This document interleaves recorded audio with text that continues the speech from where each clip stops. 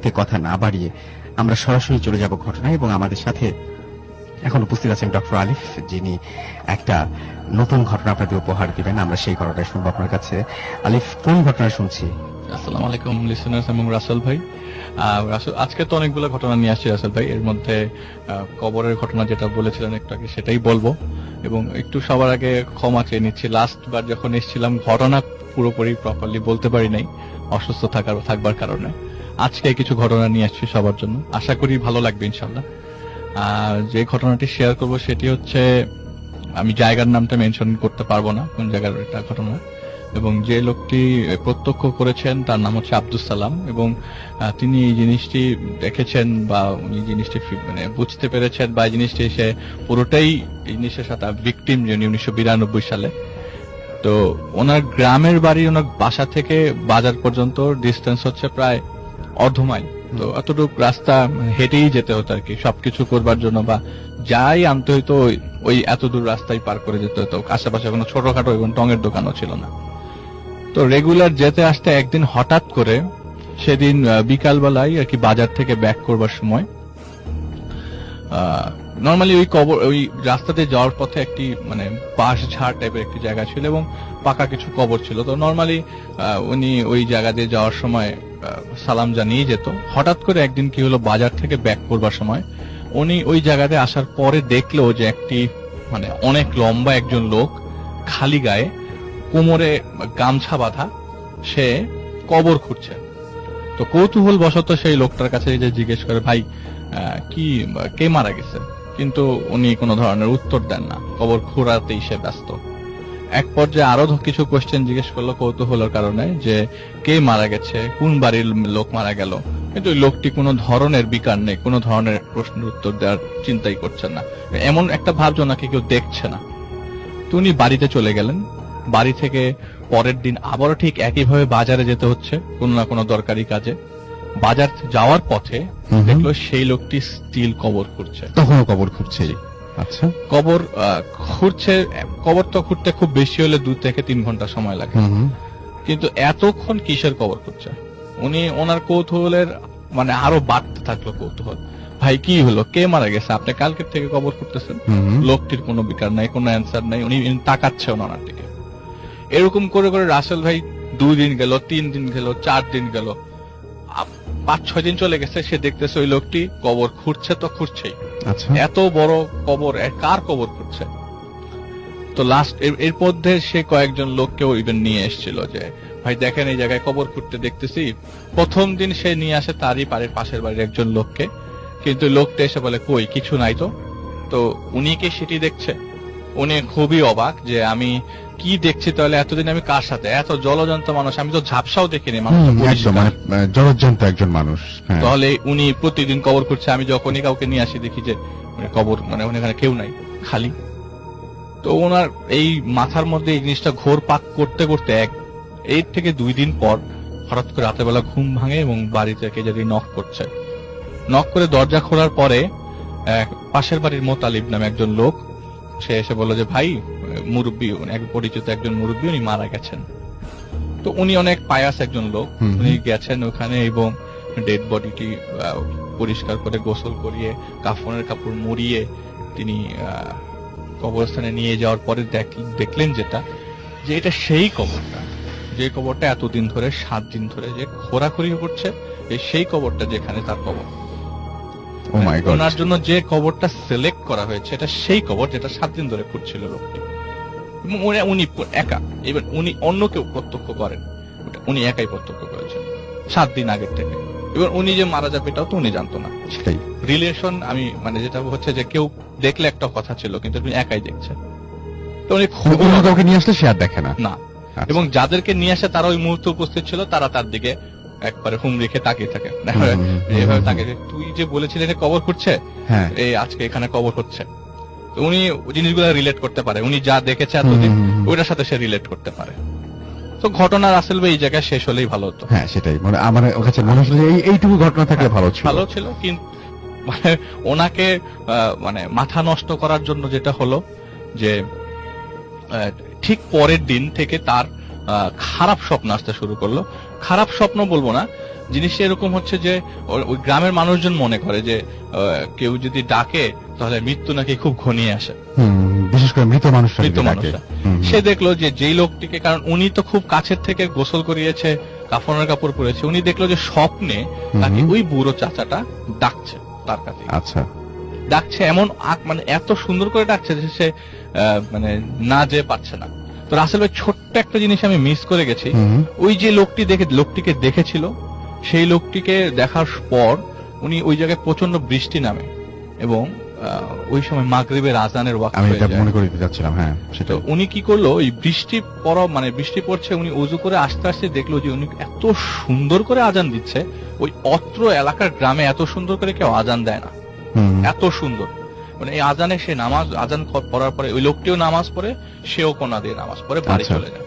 তো এটা আমি জাস্ট বলছি, মানে বললাম আর কি, এটা মিস করে গেছি। তো এই স্বপ্নে দেখতে দেখতে হঠাৎ করে রাসেল ভাই উনি একদিন তার ঘুম ভাঙে। তো বলে যে আমি তো স্বপ্নে রেগুলার দেখতাম, কিন্তু এইটা আমার কাছে স্বপ্ন না। সে ঘুম ভাঙে, ঘুম ভেঙে দেখে অনেক বড় একটা কবরের ভিতরে সে শুয়ে আছে, অনেক উঁচু এবং অনেক বড় কবর। এটা ঘুম ভাঙার পরে দেখে, ভাঙার পর দেখে যে একজন বড় একটা অনেক উঁচু কবর। কবরের তো মানে আমরা তো কবর দেখেছি অনেক উপরে, মনে হচ্ছে যে মাটির অনেক নিচে আমি।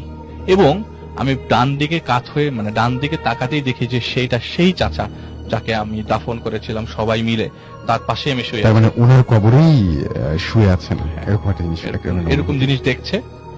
আরো খারাপ জিনিস যেটা হচ্ছে, ওই যে লোকটা, সেই লোকটা ওর উপর মাটি, যে লোকটা আজান দিয়েছিল এবং কবর খুঁড়তে দেখেছিল, সেই লোকটা মাটি চাপা দিচ্ছে, মাটি ঢেলে দিচ্ছে। উনি কি করলো, মাটিটা খোঁড়াতে খোঁড়াতে খোঁড়াতে খোঁড়াতে একটা সময় জ্ঞান হারিয়ে ফেলে। উনি বলে আমার কি হচ্ছে, বেরিয়ে আসার চেষ্টা, মানে বাঁচার চেষ্টা করছে। এই মুহূর্তে তার মনে হয় যে আমার দম বন্ধ হয়ে আসছে, তিনি এক পলকে ঘুমিয়ে পড়েন। ঘুম ভেঙে দেখেন যে সে তার বেডের উপরে, সে যার ঘর, তার রুমে, তার ঘরের। বাট এটা স্বপ্ন ছিল না, স্বপ্ন ছিল না, ওনার দাবি এটা স্বপ্ন ছিল না। তার কারণটা হচ্ছে সে ফিল করেছে, কারণ সে তার ছেলে মেয়ে এবং ওয়াইফকে জিজ্ঞেস করেছে, আমি এটা দেখেছি। বলে হ্যাঁ বাবা, আমি জানি না তোমার সাথে কি হয়েছে, বাট রাত 1-2 নাগাদ তুমি ঘর থেকে আস্তে আস্তে বের হয়ে যাচ্ছ, তোমাকে আমি পায়ে শিকল ধরে আটকাতে পারিনি। বের হয়ে তুমি ওই দূরের কথাই বলে যাচ্ছ। আমি ভাবলাম যে তুমি কোথাও কোনো কাজে যাবা, কিন্তু তুমি কোনো কথাই বলো নাই। আবার যখন সকাল হয়ে গেছে, তুমি ঠিকই সকালবেলা চলে আসছো ঘরে, ঘরে এসে খাটের মধ্যে তুমি ঘুমায় গেলা এবং ঘুমটা ভাঙে বিকালবেলা। তাহলে উনি জিনিসগুলো কোথায় গেছে ওরা জানে না, মানে ফলো করতে চাইছিল, কেউ কিছু জানে না, কেউ কিছু দেখে নাই। একমাত্র উনি যেটা বলে যে আমি সশরীরে স্বজ্ঞানে আমি কবরের ভিতরে শুয়েছিলাম, আমি আর থাকবো না, আমার কি মৃত্যু ঘনিয়ে আসছে, এই বাড়ি থেকে চলে যাই। আর এমনি তো ওদের ঢাকায় আসার অবস্থা ছিল, ওই মুহূর্তে কথা ছিল যে ঢাকায় শিফট করবে। এরপর থেকে তিনি ঢাকায় আছেন এবং যাত্রাবাড়িতে আছেন। রাসেল ভাই বলে দিচ্ছে উনি কোন জায়গায় আছেন। যাত্রাবাড়িতে ছোট একটা বাসায় পুরো ফুল ফ্যামিলি নিয়ে তিনি থাকেন। এটি ছিল ঘটনা। এই অদ্ভুত ঘটনাটাই রাসেল ভাই মানে শেয়ার করবো কি করবো না আপনি ডিসাইড করে দিয়েছেন। আমি ভাবছিলাম এটা কি করবো কি করবো না। এটা খুব অদ্ভুত একটা ব্যাপার, এবং যে ঘটনাটা আপনি বললেন সেটা আসলেই অন্যরকম একটা জিনিস। একটা মানুষ ঘুম ভেঙে উঠে যদি হঠাৎ করে নিজেকে আবিষ্কার করেন কবরে, তার কেমন লাগবে। এবং তিনি যদি দেখেন, আপনি নিজের কথা চিন্তা করেন যে আপনি হঠাৎ করে ঘুম ভেঙে উঠে দেখলেন আপনি পুরোপুরি সজ্ঞানে এবং আপনি একটা কবরের মধ্যে শুয়ে আছেন, এবং আপনার পাশে আপনার পরিচিত একজন মৃত ব্যক্তি যে কিনা কাফনের কাপড় জড়িয়ে আপনার পাশেই শুয়ে আছে, এবং কেউ ওপর থেকে মাটি চাপা দিচ্ছে। মানে এটা ভাবা যায় না, কিন্তু যদি আপনি মানে স্বপ্ন দেখেন, সেই স্বপ্ন কিন্তু ভয়াবহ হবে। এবং এটা যে স্বপ্ন ছিল না সেটা উনি ফিল করেছেন। স্বপ্ন দেখলে কিন্তু আমরা মাঝে মাঝে বুঝতে পারি যে আমরা স্বপ্ন দেখছি, স্বপ্নের মধ্যেও আমরা বুঝতে পারি অনেক সময় যে আমরা স্বপ্ন দেখছি। আমরা যদি মনে করি যে স্বপ্নটা এখানে শেষ করে দিব, অনেকের মধ্যে এই ক্ষমতাও আছে যে স্বপ্নটা ওই জায়গায় শেষ করে দিতে পারেন বা অন্য কোনো দিকে বা অন্য কোনো দিকে ঘুরিয়ে দিতে পারেন। বাট উনি দাবি করেছেন এটা স্বপ্ন না, এবং ফ্যামিলিতে যারা লোকজন আছেন তারাও বলছেন যেটা স্বপ্ন না, কারণ উনি ঠিক ওই রাতের কোন একটা সময়ে উনি কিন্তু বাইরে বেরিয়ে গিয়েছিলেন, এবং বাইরে বেরিয়ে গিয়ে উনি কিন্তু মানে পরিবারের কারো কোনো কথা, মানে সবার কথা অগ্রাহ্য করেই তিনি বাইরে বেরিয়ে গিয়েছিলেন এবং ফিরে এসেছিলেন তখন মোটামুটি ভোরবেলা, নিশ্চয়ই সকালবেলা। এবং মাঝখানে উনিও দাবি করেছেন যেটা স্বপ্ন ছিল না, এবং বাড়ির লোকজনও বলছেন যে হ্যাঁ বাবা বা হ্যাঁ তুমি বা আপনি ওই সময় বাসা থেকে বেরিয়ে গিয়েছিলেন, দিস ইজ ট্রু। সো ব্যাপারটা কি হতে পারে, মানে এরকম ঘটনাটা এরকম খুবই অদ্ভুত। কিন্তু আমি যেমন রাসেল ভাই ছোট করে একটু বলি, জি। আমি মাঝে মধ্যে স্বপ্ন দেখলে প্রায় সময় দেখে আমি উপর থেকে পড়ে যাচ্ছি, নিচে পড়ে যাচ্ছি, এবং আমি বলছি যে ওই ফিলিংটা যখনই চলে আসে পড়ে যাচ্ছি, না এখনই আমার স্বপ্নটা ভেঙে যাবে, আমি নিজে জেগে যাই।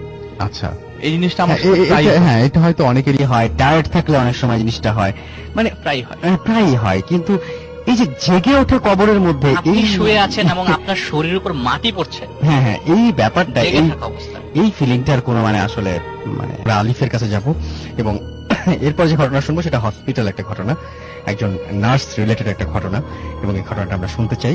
আলিফ, এই ঘটনাটা আপনি যেটা বলবেন সেটা কোন জায়গার ঘটনা, যেটা আমাদের বলবেন? রাসেল ভাই, আমি অ্যাকচুয়ালি মেডিকেল কলেজটার নাম বলতে পারবো না। আচ্ছা, 1984 সালের ঘটনা। আমার রিসেন্টলি কিছু ঘটনা সব অনেক আগের। 1984 সালের ঘটনা যেহেতু আমি নামটা নাই বলি। আচ্ছা, ঠিক আছে, নো প্রবলেম, আমরা শুনি ঘটনা শুরু যাই। তো আপনার যার ঘটনা বলছি, যে প্রত্যক্ষ করেছে তার নাম হচ্ছে আসমা। ওই হসপিটালের ওই মুহূর্তে সবচেয়ে এক্সপিরিয়েন্স একজন নার্স ছিলেন উনি।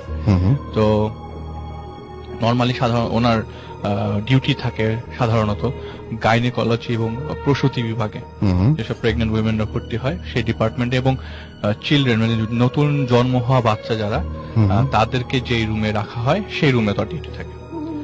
তো সেদিন তার মানে রোটেশনের ডিউটি ছিল আপনার রাতের বেলা।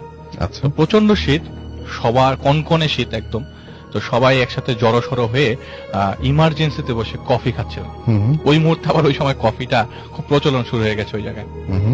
তো কফি খাচ্ছে, তো কফি খেতে খেতে হঠাৎ করে ওখানে ডাক্তারও খুব কম ছিল, ডিউটিরত ডাক্তার 3 থেকে 4 জন হবে। হঠাৎ করে বিকট মানে অনেকে জোরে চিল্লাচিল্লির মাধ্যমে অনেকগুলো মানুষ একজন লোককে নিয়ে আসলো। যে লোকটিকে নিয়ে আসলো ডিরেক্টলি ইমার্জেন্সি। আমি একটু খেয়াল করতে বলবো যে উনি কিন্তু একটা কথা বলেছেন যে অনেক মানুষ একটা রোগীকে নিয়ে আসলো, এবং আপনি বলছিলেন যে বেশ হুমরা চুমরা লোক বলেই মনে হয়েছে। হ্যাঁ, মনে হচ্ছে যে উনি অনেক ক্যাডার টাইপের লোকজন নিয়ে আসছে, খুবই সুপরিচিত একজন মানুষ। আচ্ছা, তো ঢোকার পরে ডিরেক্টলি মানে ইমার্জেন্সির দরজা ধাম করে খুলে ঢুকে গেলেন। যে রোগী ছিল বোঝা গেল যে সে মারাত্মকভাবে জখম হয়েছে। আশ্চর্যজনক ঘটনা যেটা, রোগীর 2টা হাঁটু থেকে পা গুলো ঝুলছিল। আচ্ছা, কেটে ফেলা হয়েছে, মানে মনে সম্ভবত কুপিয়ে। আচ্ছা, তো পাগুলো ঝুলছে, তো ব্লিডিং তো কন্টিনিউয়াসলি পড়ছে হয়ে যাচ্ছে। তো সবাই মিলে একসাথে চলে আসছে, সব ডাক্তাররা এবং নার্সরা, তাকেও এক প্রকার ছাড়ি দেওয়া হয়, এই তুমি আসো না কেন। তো তাকে মানে বলে যে ক্যানুলা খোঁজো, ক্যানুলা মানে যেদিক থেকে স্যালাইন আমরা এন্ট্রি করি বা মানে ভেইনটা খুঁজতে বলে। তো সে খুঁজে পাচ্ছে না, অনেক কষ্টে সে পেয়ে গেল, যেহেতু অনেক এক্সপিরিয়েন্স পেয়ে গেছে, এবং যেহেতু জখমের কেস, তো পুলিশ তো অবশ্যই আসবে। তো ওই পুলিশের পারমিশন পেতে পেতেই চলে গেছে, তারা ওটিতে নিয়ে গেছে। আচ্ছা, তো ওটিতে তিনি আর যায় নাই, কিন্তু ওই দিন লোকবল কম থাকায় তাকে আবার ওটিতে ডাকে। সে যখন ওটিতে যায়, গিয়ে দেখে যে 2টো পাই কেটে ফেলা হয়েছে লোকটির। আচ্ছা, এবং ব্যান্ডেজ করছে, সেও আবার তাকে ক্যানুলার বের করে স্যালাইন এন্ট্রি করতে বললো, ব্লাড দিচ্ছে, এবং ব্লাডটা বি পজিটিভ ছিল। সে বলেছে যে এটা ইজি এবং ওই জায়গায় অ্যাভেলেবল ছিল। তো উনি সবকিছু শেষ করে বেরিয়ে আসে। কিছুক্ষণ পর দেখে 45 মিনিটস পরে আবারও দৌড়াদৌড়ি শুরু, মানে ওই পেশেন্টের পালস পাচ্ছে না, কিছুক্ষণ পর পেশেন্টটা মারা যায়। আচ্ছা, এটাই ছিল রাসেল ভাই ঘটনা। তো উনি এটা হলেই তো ভালো, সেটাই। হ্যাঁ, তো উনি আর এগুলি নিয়ে খেয়াল করেনি, কারণ এত কেসেস আসে এগুলো ওই জায়গায়, এত ধরনের মানে এত উল্টো পাল্টা কেস আসে, কাটা ছেঁড়া, উনি অভ্যস্ত। রাইট। 1 সপ্তাহ পরে ওনার ঘুম ভাঙে রাসেল ভাই, প্রচন্ড, মানে প্রচন্ড একটা জোর শব্দ, বিকট শব্দে ঘুম ভাঙে। আচ্ছা, ঘুম ভেঙে দেখে রাত তখন 1টা বা 2টা বাজে। সে যেহেতু টায়ার্ড ছিল, ঘুম ভাঙার পর দেখে তার খাটটা নড়ছে।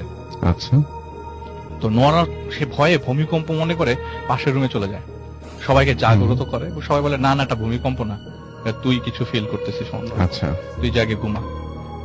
সে কিছুক্ষণ পর আবারও তার ঘুম ভাঙে, এবং আবারও ঠিক একই ভূমিকম্পের অবস্থা, ভূমিকম্প তার খাট নাড়াচ্ছে।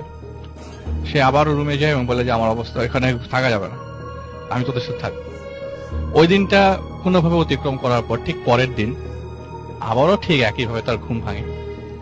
তো ঘুম ভেঙে সে যেটি মানে ঘুম ভাঙার পর সে যেটা ফিল করে যে তার পায়ের উপরে কিছু ভারী কিছু জিনিস ফিল করছে, যে আমার পায়ের উপরে কিছু ভারী আছে।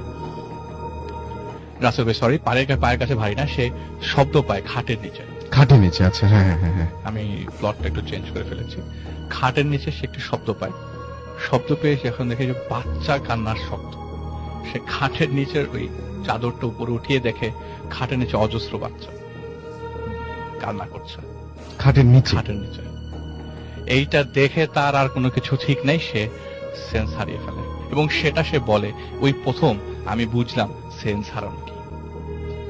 আমি প্রথম ফিল করলাম যে আসলে অজ্ঞান জিনিসটা কি।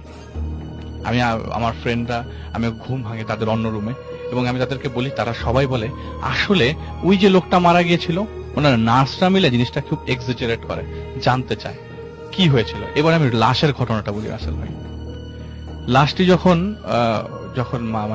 যে মারা যায়, যখন ঘোষণা করে যে অফিসিয়ালি উনি ডেড, এত লোক যে নিয়ে এসছে, কেউ লাশটা রিসিভ করেনি, একটা মানুষও নাই। তারপরে আমার কোনো আত্মীয় স্বজন বন্ধু কেউ না, কেউ ওর মধ্যে ছিল না। এত মানুষ মনে হচ্ছে অনেক মানুষ, কিন্তু একটা বান্দা নাই যে সে লাশটা রিসিভ করবে।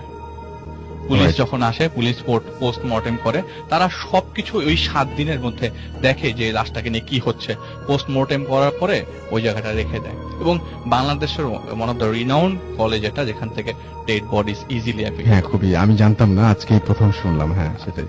তো সেইখানে আপনার ডেড বডিজদের সাথে এই জিনিসগুলো রাখা, ওই লাশটা রাখা হয়, কিন্তু ওর মধ্যে পর্যন্ত 2-3 দিন পার হয়ে যাওয়ার পরও কোনো ক্লেম করেনি লাশটার কোনো ক্লেম করার লোক ছিল না। তো তাদের মধ্যে কৌতূহল বাড়তে থাকে, জিনিসটা নিয়ে সে খুব চিন্তা করে। তার ফ্রেন্ডরা বলে, ওই যে কিছুদিন আগে অজ্ঞান হলো, কিছুদিন পর অজ্ঞান হলো, তার ফ্রেন্ডরা বলে তুই এটা নিয়ে নাড়াচাড়া করেছিস, ওইটার কারণে তোর এই সমস্যাটা হচ্ছে, বেটার ঘুমের ওষুধ খেতে। ঠিক 2 থেকে 3 দিন পর তার আবারও রাসেল ভাই ঘুম ভাঙে রাত 3:30-4টার দিকে। ঘুম ভাঙার পর সে পায়ের উপরে, একটু আগে বলে ফেলেছিলাম, সে একটা ভারী বস্তু ফিল করে, এবং এতদিনের ইনসিডেন্টের কারণে সে লাইট জ্বালিয়ে ঘুমাতো, এবং তার রুমমেটসও চলে এসছে। সে লেপটা সরিয়ে নামতে যাবে, এমন সময় দেখে তার পায়ের উপরে ঠিক সেই দুটো পা, কাটা পা পায়ের উপরে পড়ে আছে। এটা দেখে সে দৌড়ে এসে তার রুমমেটকে জাগাচ্ছে, সে চিল্লাচিল্লি করছে, সে কান্নাকাটি করছে, রুমমেট জাগছে না। ভয়ঙ্কর ব্যাপার। রুমমেটকে উনি ইভেন কি অনেক জোরে ঝাঁকি পর্যন্ত দিয়েছে, কিন্তু রুমমেট জাগেনি। এবং সে বলছে আমি ফেইন্ট হচ্ছি না কেন, আমি অজ্ঞান হচ্ছি না, সেটাই, আমি অজ্ঞান হয়ে গেলে তো মনে হয় এটা আমার স্বপ্ন, এটা নাথিং এলস, কিচ্ছু না, এটা আমার স্বপ্ন। কিছুক্ষণ পর রাসেল ভাই তিনি দেখতে পায় যে ওই দুটো পা এবং আবার কান্নার সাউন্ড আসছে খাটের নিচে। সেই বাচ্চাগুলো যেগুলি কিছুদিন আগে দেখেছিল, তার আর ভয়ের কোনো সীমা থাকলো না। আর আধা ঘন্টা পরে আজান দিয়ে দিল। মজার বিষয়, আজানের আল্লাহু আকবার বলার সাথে সাথে সব ভ্যানিশ হয়ে গেছে। আচ্ছা, কিচ্ছু নাই রুমে, এক ফোঁটা সেই জিনিস কিচ্ছু দেখছে না। আমি তো জাগ্রত, এবং সাথে সাথে ফ্রেন্ডও জেগে যায়। তাহলে এতক্ষণ কি দেখলাম আমি? এতক্ষণ আমি এগুলি দেখার তো কোনো কারণই নাই।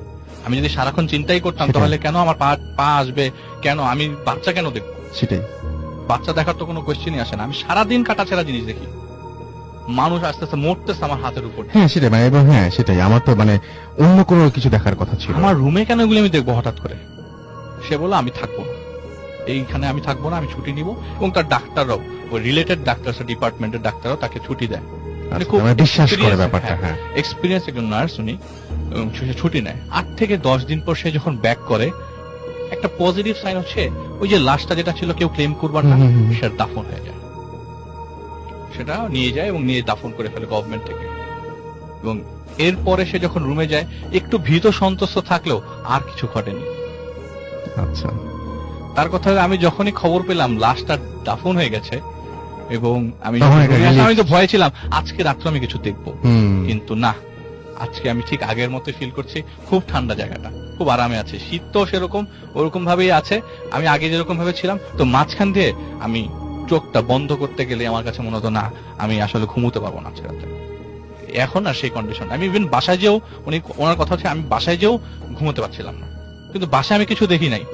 আমি যখন এখানে নিউজ পেলাম যে লোক লাশটা দাফন হয়ে গেছে, আমার সাথে কিছু করছে না।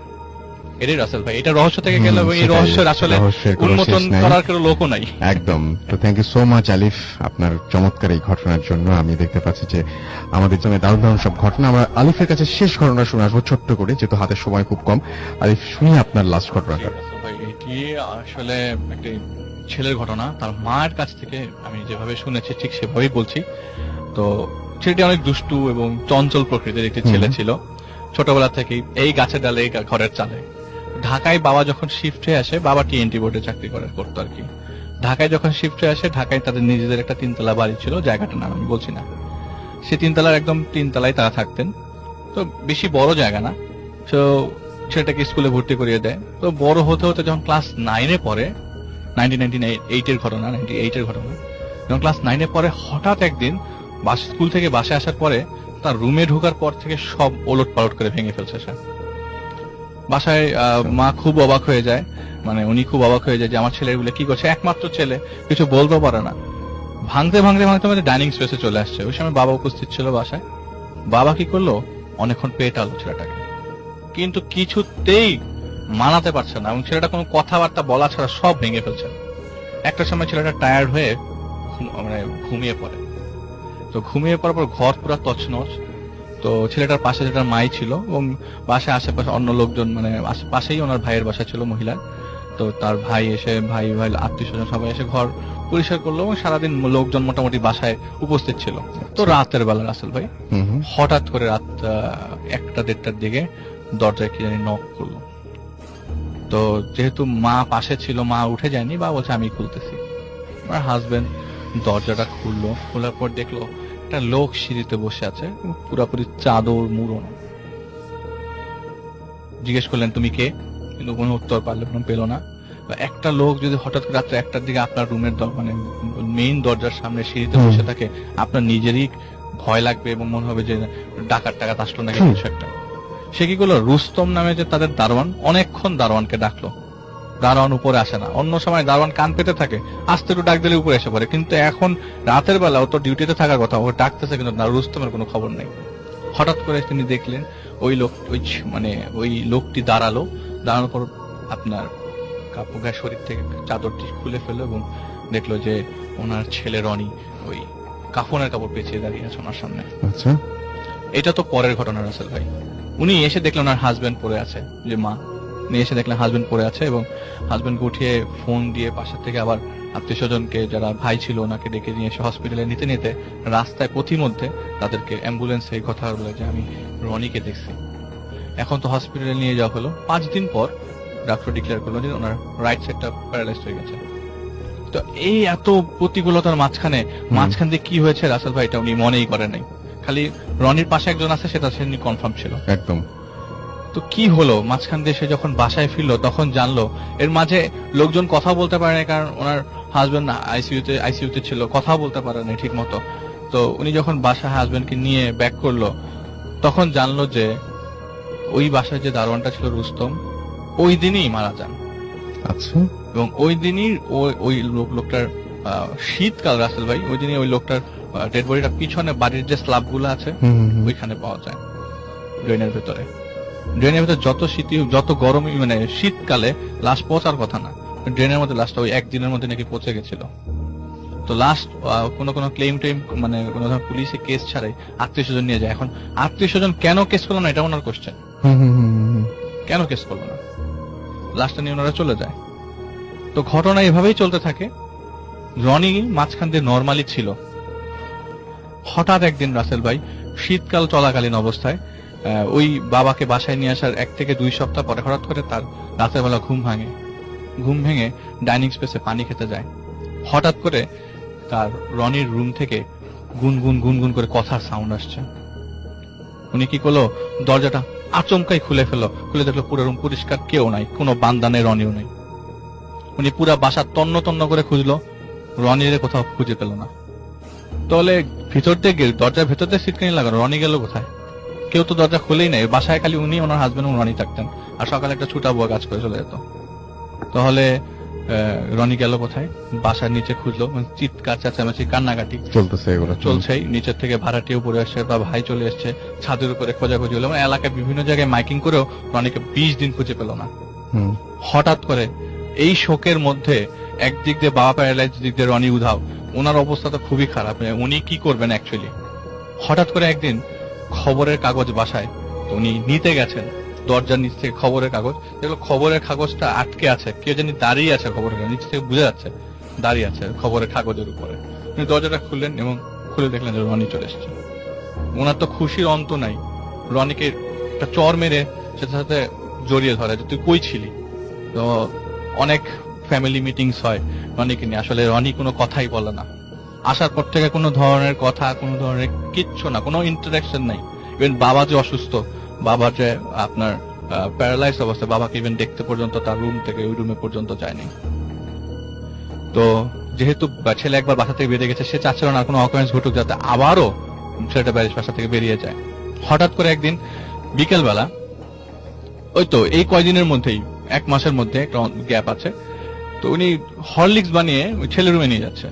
রুমে গিয়ে দেখে এই দৃশ্য কেউ দেখার পরে মাথা ঠিক থাকার কথা না, দেখছে যে ছেলেটি হাসছে, নিজের হাত নিজেই কাটছে, নিজের হাত নিজেই কেটে ফেলতেছে, হাতটা প্রায় ঝুলে গেছে এবং হাসতেছে। সে এক দৌড়ে গিয়ে ওড়না দিয়ে কোনোভাবে রক্ত বন্ধ করার চেষ্টা করছে এবং জোরে জোরে চিৎকার করছে। নতুন দারোয়ান উপর নিচে থেকে উপরে এসে পাশে তার ভাইকে খবর দিচ্ছে এবং রনিকে হসপিটালে নিয়ে যাওয়া হয়েছে।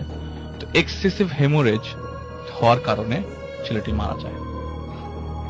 কেন মরলো রাসেল ভাই, হাতটা কেন কাটলো, এটা তো অ্যাকচুয়ালি উনি ধারণা করতে পারেন না। এই রহস্যকতার থেকে কোন জায়গা থেকে আমার ছেলেকে কি হলো, বাসায় আসার পরে সে এরকম হাসতেছে রাসেল ভাই, সে হাতটা কাটতেছে, এর আগে সে কবজি কাটছে, এরপরে সে হাত কাটছে এবং তার রক্তে পুরো রুম ভেসে গেছে, কিন্তু ছেলেটি হাসতেছিল ওই মুহূর্তে।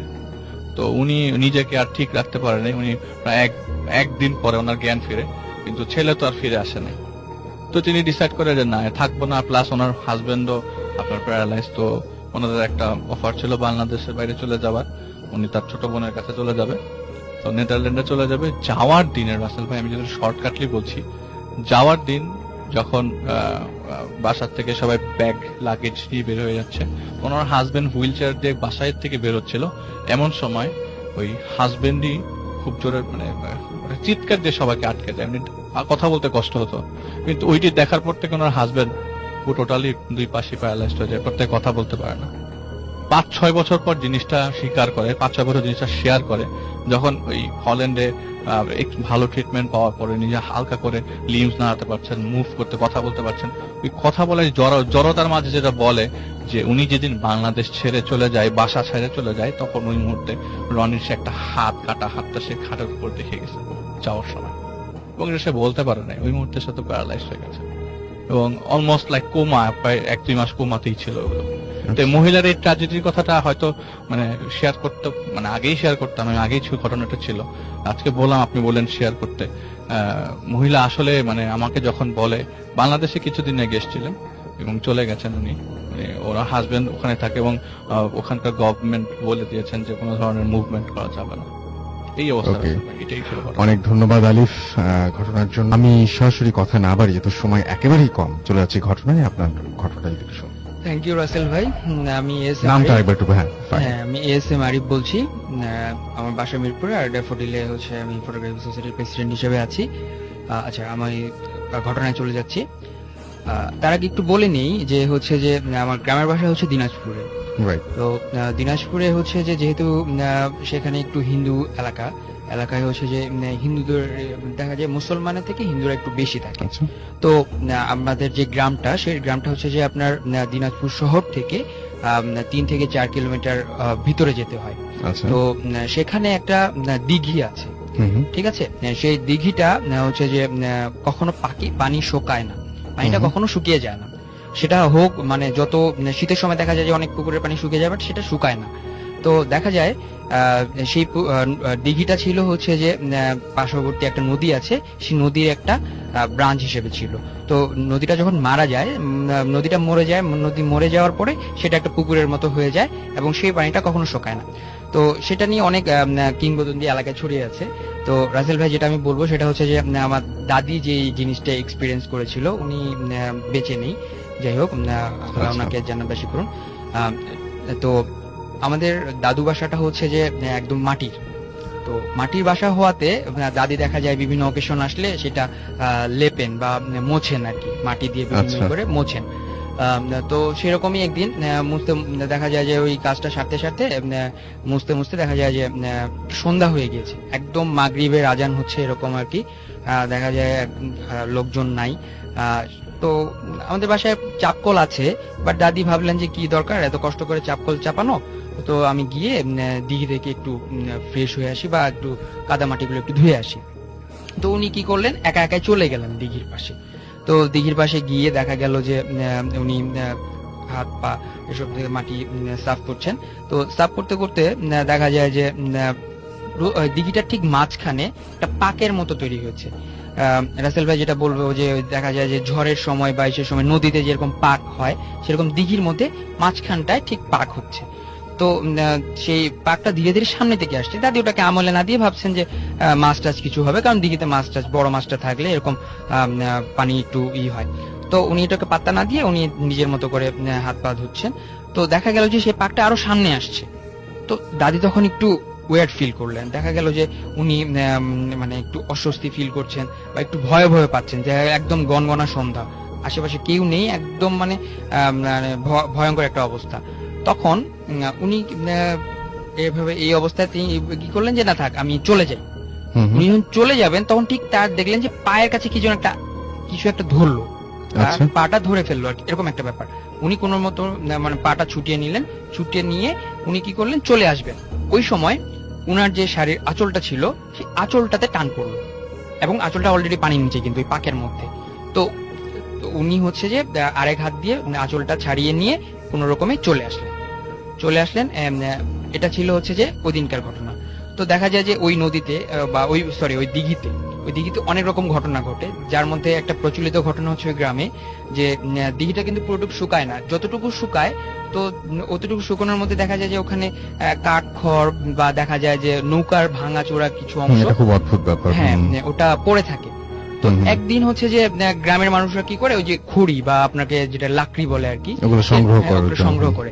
তো একদিন এক লোক কি করেছে যে এক মহিলা আর কি লাকড়ি কুড়োতে এসে ওখান থেকে একটা কাঠের মতো নিয়ে যায় বাসায় নিয়ে গিয়ে সেটা দিয়ে রান্না বান্না করার পরে দেখা যায় যে খেতে বসে রাতের বেলা, তার পরিবার নিয়ে খেতে বসেছে, স্বামী বাচ্চারা ছিল, পরিবারের অন্যান্য সদস্যরা নিয়ে রাতে খেতে বসেছে। ঠিক মতো খেলো, জাস্ট হচ্ছে তারা খেয়ে দিয়ে তারপর দেখা গেল যে হঠাৎ করে তাদের মুখ দিয়ে রক্ত উঠছে, সবারই কিন্তু একই অবস্থা, এবং ওখানেই সাথে সাথে তারা সবাই মারা গেল। এক পরিবারের সবাই একই সাথে। ওই এলাকার সবাই জানেন? হ্যাঁ, ওই এলাকার সবাই এটা নোন একটা ঘটনা। দেখা যায় যে খুব একটা মানে একসাথে মারা গেলে এটা অবশ্যই একটা হইচই উঠবে, দেখা যায় যে সবাই মানে খুব হইচই ফেলে দিল। তো ওই এলাকায় হচ্ছে যে একটা পুরানা একটা মানে ওল্ড একজন বৃদ্ধ মহিলা ছিল। তো উনি আবার হিন্দু। তো উনি আর কি বললেন যে কি হয়েছিল, ঘটনাটা অন্যদের কাছ থেকে শোনার পরে বলে কি হয়েছিল, এরকম হলো কেন। তখন অনেকেই আর কি বলেছিল যে ওনাকে আমরা দেখেছি যে এরকম খড়ি কুড়াচ্ছিলেন, ওখান থেকে কিছু কুকুরের মানে বলেন আর কি তখন। হ্যাঁ, তখন বলেন, তখন ওই বৃদ্ধ মহিলা তখন আর কি বলেন যে আসলে তো আমরা যেটা শুনেছি সেটা হচ্ছে যে ওটা যখন নদী অংশ ছিল তখন ওদিক দিয়ে হচ্ছে যে এক সময় বর বউ বিয়ে করে নিয়ে যেত। তো একটা নৌকা হচ্ছে ঝড়ের মধ্যে ডুবে গিয়েছিল, এবং তারপর থেকে সেখান দিয়ে নৌকা গেলে মানে ওই স্থানটা দিয়ে যদি নৌকা যেত দেখা যায় নৌকা ডুবে যেত। নৌকা ডুবে যেত, এটা অনেকবার ঘটেছে।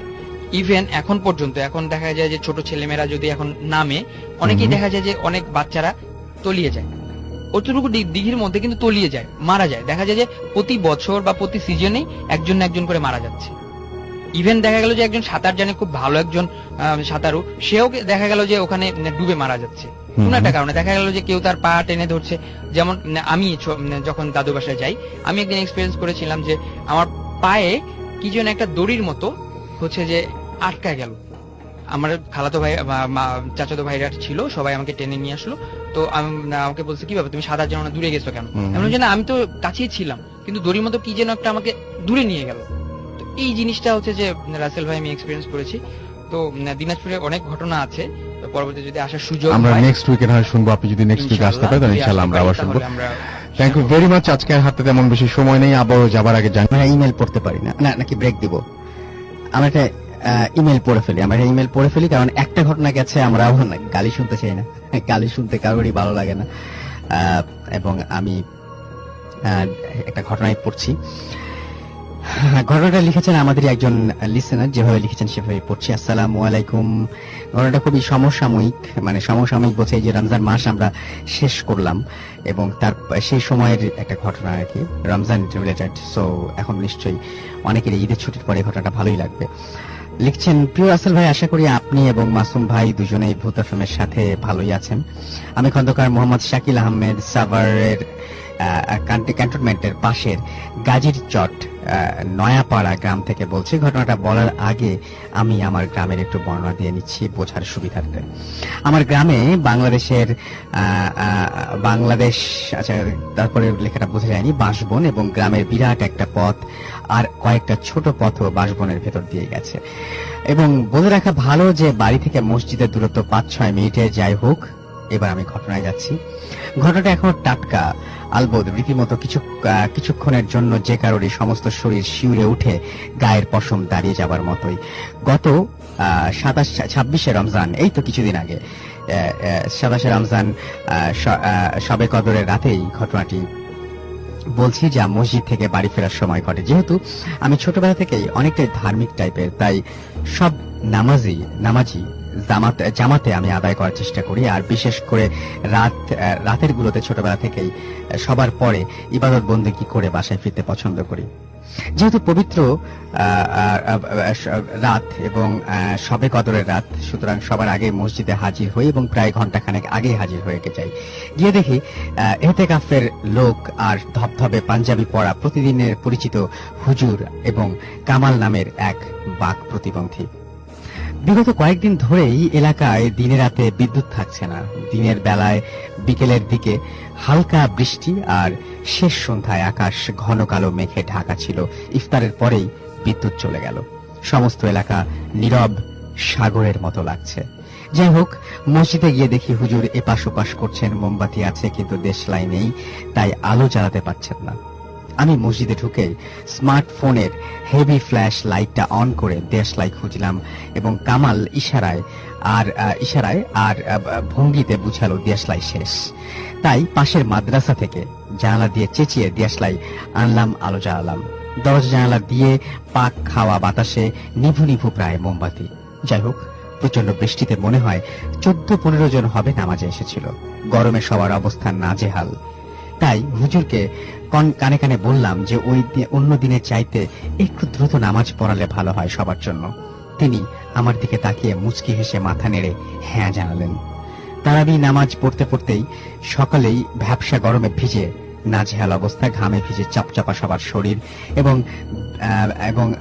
ভিতর শেষ করে বিরিয়ানি খেয়ে 7 জন বাদে সবাই 9টা 30-এ চলে গেল। তখন নফল ইবাদত শেষে হালকা বৃষ্টিতে হুজুর আর আমি 10টা 10-এ বের হলাম বাড়ির উদ্দেশ্যে। হুজুর বলল, আপনার বাড়ি কি ওই বাঁশবনের দিকে? আমি বললাম, হ্যাঁ।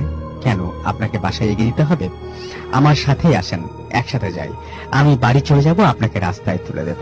তখন হুজুর আমার সাথেই হাঁটা শুরু করলেন। যেহেতু সেই ছোট্ট কালের পরিচিত পথ, তাই ফ্ল্যাশ লাইট না জ্বালিয়েই দুজনে চুপচাপ চলছি। আমি সামনে, হুজুর হাঁটছেন পেছনে।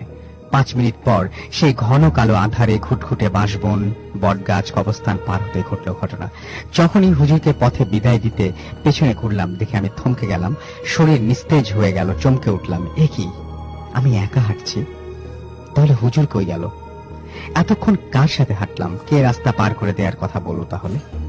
আমি এদিক ওদিক তাকিয়ে কারো সাড়া না পেয়ে কিছুটা হতভম্ব আর ভয় নিয়ে বাড়ি ফিরলাম। ছোটবেলা থেকেই শুনে আসছি বিশেষ রাতে নাকি জিনেরা চলাফেরা করে, অনেক কাণ্ডও ঘটায়। কাউকে ভালো লাগলে সহযোগিতা করে বা ছদ্মবেশে দেখা দেয়। তাছাড়া পুরো রমজান মাস জুড়েই মৃত আত্মাদের মাগফিরাত এবং নাজাদের জন্য দোয়া পাবার জন্য জীবিতদের কাছে অদৃশ্য আনাগোনা। কিন্তু রাতে যখন জানতে পারলাম যে আমাদের মসজিদের হুজুর নাকি সেই রাতে অন্য মসজিদে ব্যস্ত ছিলেন, তখন তো আমি বিস্ময়ে কুপকাত। এ কি শুনছি আমি? তাহলে হুজুর বেশে মসজিদে বা রাস্তায় কে ছিল? জিন না তো? কার সাথে বা মসজিদ থেকে কথা বলতে বলতে বের হলাম, কার সাথে হাঁটছিলাম, কে বা আমার পথে এগিয়ে দেওয়ার কথা বলল। তবে এইটা ভেবে কিছুটা হলেও নিস্তার পেলাম যে আর যাই হোক, ওই পথে প্রায় খারাপ অঘটন ঘটে। একদিন আগে একটা গলা কাটার ঘটনাও ঘটেছে আশেপাশে। তবুও যেহেতু আমি ভয় না পেয়ে মসজিদে গিয়েছিলাম, হয়তোবা আমার ভয় বা একাকিত্ব কাটাতে কিংবা বিপদ থেকে বাঁচাতেই কোনো জিন বা ভালো আত্মা একটু প্রহসন করে পথ পার করে দিয়ে গেল। ঘটনাটা কতটা ভয়ের তা বলতে পারবো না, তবে যদি কারো সাথে ঘটে নিশ্চয়ই হিম শীতল আকস্মিক চমকানোর একটা অনুভূতি টের পাবেন মুহূর্তেই।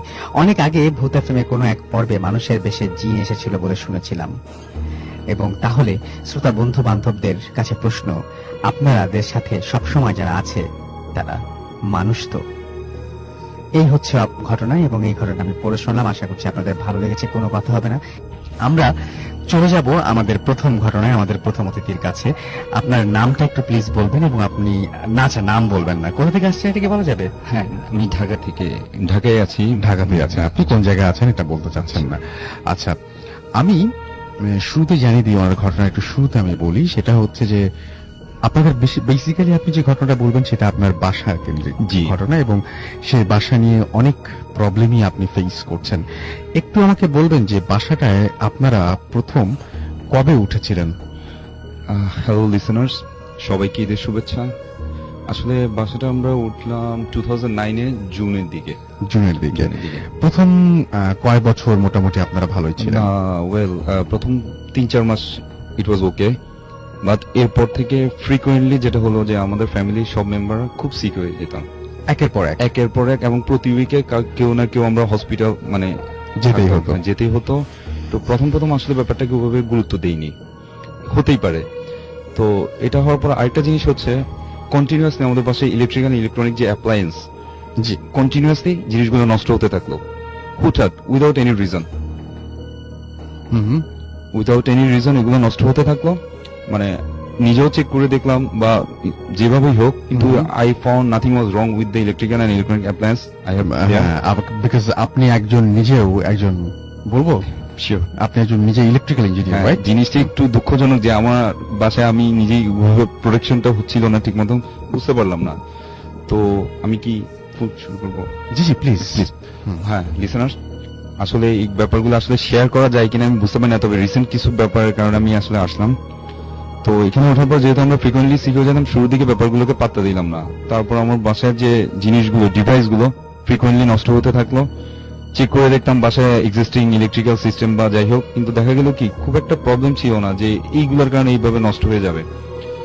আরেকটা জিনিস হচ্ছে, এরপরে আমরা যে প্রবলেমগুলো ফেস করতে থাকলাম, হুটহাট করে আমাদের ফ্যামিলি মেম্বাররা প্রচন্ড ভয় পেতে থাকলেন। ইভেন আমিও খুব ভয় পেতে থাকলাম, উইদাউট এনি রিজন, কোনো কারণ ছাড়াই। রাত 2-3টার দিকে ফ্যামিলি মেম্বার সবাই হঠাৎ করে, আমার হয়তো ছোট ভাই বোন চিৎকার দিয়ে, কি হলো, ভয় পাইছি, কি কারণে পাইছি, উইদাউট এনি রিজন বলতে পারছেন না। তো বাসাটা একটা সমস্যা কি, যখন মানে আমরা বাসার ভিতরে যাই তখন মনে হয় যে কি কোন একটা অস্বস্তিকর একটা অনুভূতি, যেটা এর আগে কোনো বাসায় আমি কখনো ফিল করিনি, আমাদের ফ্যামিলি মেম্বার কেউ ফিল করেনি। অস্বস্তিকর অনুভূতি মনে হচ্ছে কিছু একটা চেপে বসছে বাসার মধ্যে। আর যারা গিয়েছেন আমার বাসায় তারা মাথা ব্যথা, ঝিমঝিম, অস্বস্তিকর একটা অনুভূতি সবসময় যেন তাদের মধ্যে ছিল। তো আমার মানে কাজিন বলেন বা আমার রিলেটিভ বলেন, তারা আমার বাসায় আসলে কেউ বেশি দিন থাকতেন না, 2-3 দিন 4 দিনের মধ্যে চলে যাবেন, বলতে আমার বাসায় কোনো প্রবলেম আছে। আচ্ছা, আমি একটু জিজ্ঞেস করি যে আপনাদের এই যে বাসার প্রবলেমের কথা বলছেন, বা আপনি বলছেন যে আপনার বাসায় মানুষজন অসুস্থ হয়ে যেত বা এরকম নানান ধরনের কথা বলছেন, একটু আমাকে একটু যদি বলতেন যে যারা আসেন তারা কোনো সময় এরকম ধরনের কোনো কমপ্লেন করেছে কিনা যে আপনাদের বাসায় টেম্পারেচার রিলেটেড কোনো ঝামেলা আছে, বা অস্বস্তি লাগে, বা দুঃস্বপ্ন দেখে, এরকম ধরনের কোনো প্রবলেম কি হয়েছে? মানে বছরখানেক আগে আমার চাচি গ্রাম থেকে আসেন, উনি ট্রিটমেন্ট পারপাসে। উনি আসার পরে উনি যেটা বললেন আমার মতোই, যে অস্বস্তিকর একটা অনুভূতি মনে হচ্ছে কিছু যেন বুকের উপর চেপে আসে। আচ্ছা। তো উনি একদিন, উনি আর ওনার মেয়ে মানে আমার কাজিন একটা রুমে দিনের বেলায় শুয়েছিল। হঠাৎ করে তারা দুজন, মানে আমি তখন বাসা ছিলাম, আমার আম্মা বললেন যে চিৎকার দিয়ে বাসা থেকে মানে রুম থেকে বের হয়ে আসে, বলতে কিছু একটা চেপে আসে এবং কোন একজন মহিলার মতো দেখছে, বাট এটা উনি ক্লিয়ার না, যার কারণে আমার আম্মা জিজ্ঞেস করলেন ভয়টা কেন হলো, বলে আমি বলতে পারবো মনে হচ্ছে কিছু চেপে আসে, টেম্পারেচার রিলেটেড না, মানে অস্বস্তিকর অনুভূতি। হুম। এর 2 দিন পরে ওনারা কিন্তু চলে যান। তারপরে আরো যারা আছেন, ইভেন আমি নিজেই আমার বাসায় ঢুকলে আমার ভালো লাগে না বাসায়, হুম। যার কারণে আমি যতক্ষণ বাইরে থাকি ইট ওয়াজ ওকে, বাট বাসায় ঢুকলে একটা অস্বস্তিকর অনুভূতি আর মাথা ব্যথা ঝিমঝিম প্রায় হয়। এখন অনেকেই এক্সপিরিয়েন্স করে, অনেকেই করে না। আচ্ছা। তো যে করে সে আসলে বুঝে। আরেকটা জিনিস হচ্ছে এখানে আসার পরে কিছু উইয়ার্ড জিনিস, যেহেতু ভয় পাওয়া, ইলেকট্রিক্যাল অ্যাপ্লায়েন্স নষ্ট হয়ে যাওয়া সবকিছু, হুম। উইয়ার্ড জিনিস হচ্ছে আমাদের বাসায় মাঝে মাঝে, এই রিসেন্ট হয়নি কিন্তু মাঝে মাঝে পুরো বাসায় সরিষার দানা ছড়ানো ছিটানো থাকতো ঘরের মধ্যে? ঘরের মধ্যে, মানে আচ্ছা। পুরো বাসায়। তো জিনিসটা একটু অদ্ভুত লাগলো, কারণ আমাদের বাসায় হ্যাঁ সরিষা তো আমরা আনতেই পারি, কিন্তু এইভাবে চারপাশে ছড়ে ছিটে কে রাখবে? এগুলো কোত্থেকে আসে কেউ জানে? এগুলো কেউ জানে না। আপনাদের বাসাটা কত তলায় বলেন তো? আপনাদের আমার ফ্ল্যাটটা? বাসাটা হচ্ছে 5 তলায়। 5 তলায়, তার মানে কেউ জানালাতে ছুঁড়ে মারবে এরকম কোনো এরকম উপায় কোনো, নাই। আর আমার বাসা আশেপাশে বেশ ফাঁকা জায়গা আছে যে একজন যদি উঠে বা আশেপাশে বাসা থেকে মারবে, তো আমরা আমাদের যে আশেপাশে হুজুর বলেন বা যাদের 2-1 জনের সাথে ডিসকাস করি এই ব্যাপারে, হুম। দেখা গেল যে ওনারা বললেন না আসলে হয়তো একটু খারাপ কোনো জিনিস, তো উনি আমাদেরকে অ্যাজ ইউজুয়াল কিছু রিচুয়াল মেনে চলার বললেন, বা ওটা আমাদের কোনো সলিউশন হয়নি। তো সবচেয়ে আরো একটা উইয়ার্ড ব্যাপার হচ্ছে, আমরা একটা স্পেসিফিক রুমের ভিতরে, আমাদের বাসাটা বেশ বড়, তো একটা স্পেসিফিক রুমের ভিতরে আমরা একদিন খাটের নিচে, যেহেতু আমাদের বাসায় কন্টিনিউয়াস প্রবলেম হচ্ছে, হুম। তো আমরা প্রায় ক্লিন আপ রাখার চেষ্টা করতাম। মাঝে মাঝে হতো কি প্রচন্ড দুর্গন্ধ পাওয়া যায় আমাদের বাসায়, এটা কিন্তু নর্মাল ডাস্টবিনের ময়লা না, আচ্ছা। এটা কেমন একটা বোটকা তীব্র দুর্গন্ধ, মানে 4-5 সেকেন্ড 6 সেকেন্ড থাকতো, মাঝে মাঝে একদম বেশ তীব্র দিয়ে জাস্ট নাড়া দিয়ে যেত, আবার মাঝে মাঝে প্রচন্ড সুগন্ধ পাওয়া যেত। তো আমরা হুজুর বলেন বা ইমাম সাহেবের সাথে ডিসকাস করে বলেন হয়তো ভালো কোনো কিছু ট্রেস পাস করে চলে গেছে বা খারাপ কোনো কিছু। তো আমরা এই কারণে আমাদেরকে বলছে আপনারা রেগুলার বাসাটা ক্লিন আপে রাখবেন এবং হুম। পরিষ্কার রাখলে জিনিসগুলো হবে না। তো একবার এরকম বেশ ভালো মতো ক্লিন আপ করতে গিয়ে দেখি কি স্পেসিফিক একটা রুমের নিচে একটা কাগজে মোড়ানো অ্যারাবিক লেখা হুম। বেশ তাজা রক্ত, আচ্ছা। মানে একটু ধরেন আগের দিনের জিনিস একটু হালকা হালকা শুকিয়ে গেছে, আর একটা কাটা মাথা, মাথা বলতে অ্যাকচুয়ালি কাটা মাথা? কাটা মাথা মানে মানুষ না, কোনো প্রাণী না, এটা অ্যাকচুয়ালি একদম শুটকি মাছ থাকে না, হুম। বড় সাইজের শুটকি মাছ যদি হয় একটু ছুরি শুটকি বা আর এরকম। something। হ্যাঁ হ্যাঁ হ্যাঁ। এখন আমার কথা হচ্ছে বেশ বড় সাইজ, আমার বাসায় যদি শুটকি মাছ খাওয়া হয় তাহলে নিশ্চয়ই এখানে আমি খাটের তলে এভাবে রাখবো না। রাইট তো আমি রাইট। জিনিসটার ছবি তুলে রেখেছিলাম এবং আমি কম্পিউটারে রেখে এবং আমাদের যে ইমাম সাহেবের সাথে দিয়েছি ওনাকে দেখেছিলাম, উনি বলছেন যে হয়তো বেশ খারাপ কিছু আছে আপনার বাসা, আপনারা ইমিডিয়েট বাসাটা চেঞ্জ করার চেষ্টা করেন। তো প্রবলেমটা হচ্ছে কি বাসা যখনই আমি চেঞ্জ করতে যাই কোনো না কোনো প্রবলেম, যেমন আমার ফ্যামিলি প্রতি উইকেই কেউ না কেউ সিক থাকি। লাস্ট রোজাতে হুম। আমার বাবা মা এমনিতে অসুস্থ, আমার ছোট ভাই অসুস্থ, হসপিটালাইজ ছিল, আমার বাবাকে ফার্স্ট রোজাতে হসপিটাল। আপনার বাবার যে অসুস্থ হওয়ার ঘটনা সেটাও তো খুব অদ্ভুত, একটু আমাকে বলবেন যে কিভাবে তিনি প্রথম অসুস্থ হলেন? মায়ের ঘটনাটা, হ্যাঁ তা তো বলবেনই, আপনি একে আচ্ছা, বলেন। বাবার ঘটনা, আচ্ছা মায়ের ঘটনাটা আগে বলি। যেটা আগে ঘটেছে সেটা আগে আচ্ছা, বলবেন। হ্যাঁ। সেটা হচ্ছে এইরকম ঘুরতে ঘুরতে তো ব্যাপারটা হচ্ছে কি সবই তো নষ্ট হয়ে যাচ্ছে, এটা হচ্ছে হুম। ভয় পাচ্ছে। তো 2013 ডিসেম্বরের 3 কি 4 তারিখ হবে, এই এমনই কোন একদিন হয়তো আমি ভূত এফএম শুনছিলাম, আমার ছোট ভাই সহ আমাদের বাসার পিছন থেকে একটা স্ট্রিট লাইট আলো আমার বাসার জাস্ট জানলা দিয়ে ঢুকতেছে, হুম। তো আমার অন্য রুমে যে করিডোর সেখানে আপনার আলোটা দেখা যাচ্ছে হালকা আচ্ছা। হালকা। তো হঠাৎ করে আমি তাকিয়ে দেখি আমার আম্মা উনি বেশ পরিপাটি হয়ে জাস্ট হুম। আমাদের দিকে ঝুঁকে আছেন, ঝুঁকে আমাদেরকে দেখতেছেন দরজা থেকে, মানে একটা থাকে না আগ্রহ সহকারে দেখা যে কি করছে, হুম। নর্মাল দাঁড়িয়ে থাকে না। হুম। তো ভাবলাম যে আম্মা তো এত রাতে নর্মালি জেগে থাকে না, তখন প্রায় রাত 1-1:30টার মতো বাজে। আমি আমার ছোট ভাইকে বললাম কি ব্যাপার আম্মা এত রাতে উঠলো, মানে হুম। উনি তো এত রাত জেগে থাকে না, বলে হুম। ইস্যু ইয়ে করে জাস্ট আমাকে ডাক দিলাম, উনি কোনো রেসপন্স করেন নাই দেখে আমি পাশেই সুইচ থেকে লাইট দিয়ে দেখি দেয়ার ওয়াজ নোবডি, কেউ ছিল না। কেউ ছিল না। তো ভাবলাম আসলেই চোখের ভুল, হয়তো আম্মাই হয়তো ঘুমের ঘরে ইয়ে সামথিং। আমি জাস্ট তারপরেও ভাবলাম যে কি ব্যাপার আম্মা তো এত রাত উঠে না, একটু নক করে দেখি। তো আব্বা মানে ওনাদের রুমে নক করে দেখি, দেখার পরে বললাম যে কি ব্যাপার আম্মা কি উঠছিলেন নাকি, না তোমার মতো একবার ঘুমাতে গেলেন যে এখন পর্যন্ত ঘুমানো। তো সকালবেলা পর দিয়ে আম্মাকে শেয়ার করে, আম্মা বলে দেখ যা দেখছিস আসলে আমরা তো এখানে একটু প্রবলেমে আছি, হয়তো কিছু না কিছু হয়েছে, এগুলো নিয়ে আর ইয়ে করে না। তো আমিও আর ব্যাপারটাকে পাত্তা দিইনি। সবচেয়ে ট্র্যাজিক যে ব্যাপারটা 3rd December problem 5th December আমার আম্মা ব্রেন স্ট্রোক করেন, কোনো কারণ ছাড়াই হঠাৎ করে। হ্যাঁ ব্রেন স্ট্রোক। ব্রেন স্ট্রোক হতেই পারে, বাট হ্যাঁ এটা হতে পারে, আমি আর কোইন্সিডেন্ট মিলাম না, হতে পারে করেন।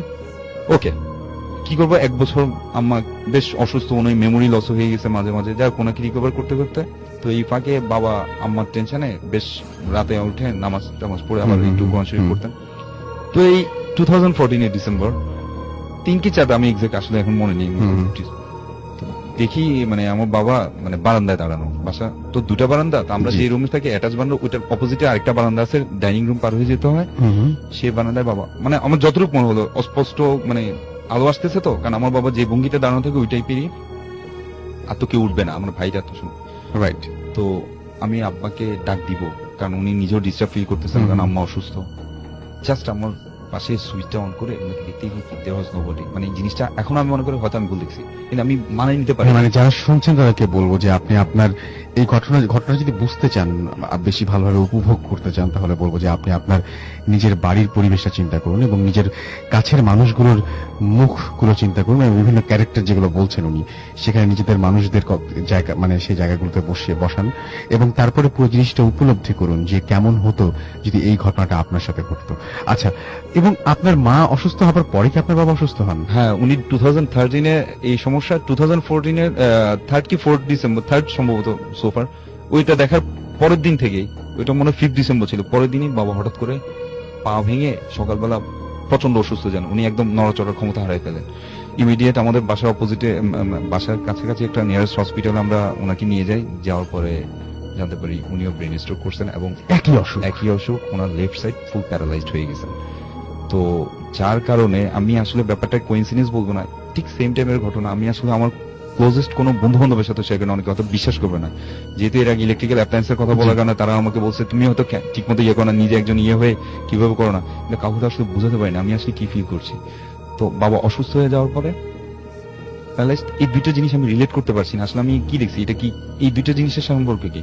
আমার বাসায় মানুষের আসলে কিছু একটা চেপে বসে, হুটহাট ভয় পাচ্ছে, আমি নিজে পাচ্ছি, জিনিসপত্র নষ্ট হয়ে যাচ্ছে, সরিষার ইভেন যে বললাম না কাটা মাথা, তার কয়েকদিন আগে আমি গরুর চোয়ালের খুলি, মানে গরুর হ্যাঁ, চোয়াল এটা আমি তো- বলতে চাচ্ছিলাম, হ্যাঁ, এটা মানে ভয়াবহ ব্যাপার। জিনিসটা কেন কোথেকে আসবে? একটা মানুষ আমাদের বাসায় যদি আমি গরুর মাংস খাই, নিশ্চয় আমি ওই চোয়ালটা নিয়ে আসবো না, কোরবানির সময় নিশ্চয় আমার মাথাটা আমি ওখানে রাখবো না। এটা কোথা থেকে আসছে? তারপরে সরিষা দানা ছড়ানো ছিটানো পুরো বাসা ভর্তি, জিনিসটা কি? মানে শুধু আমাদের ফ্ল্যাটটাতেই ঘটনা ঘটছে, যদি এটা মনে হতো যে পুরো বিল্ডিং এর ইলেকট্রিক্যাল সিস্টেম বা সামথিং কোনো সমস্যা, তাহলে বলতাম অ্যাজ ইউজুয়াল ব্যাপার।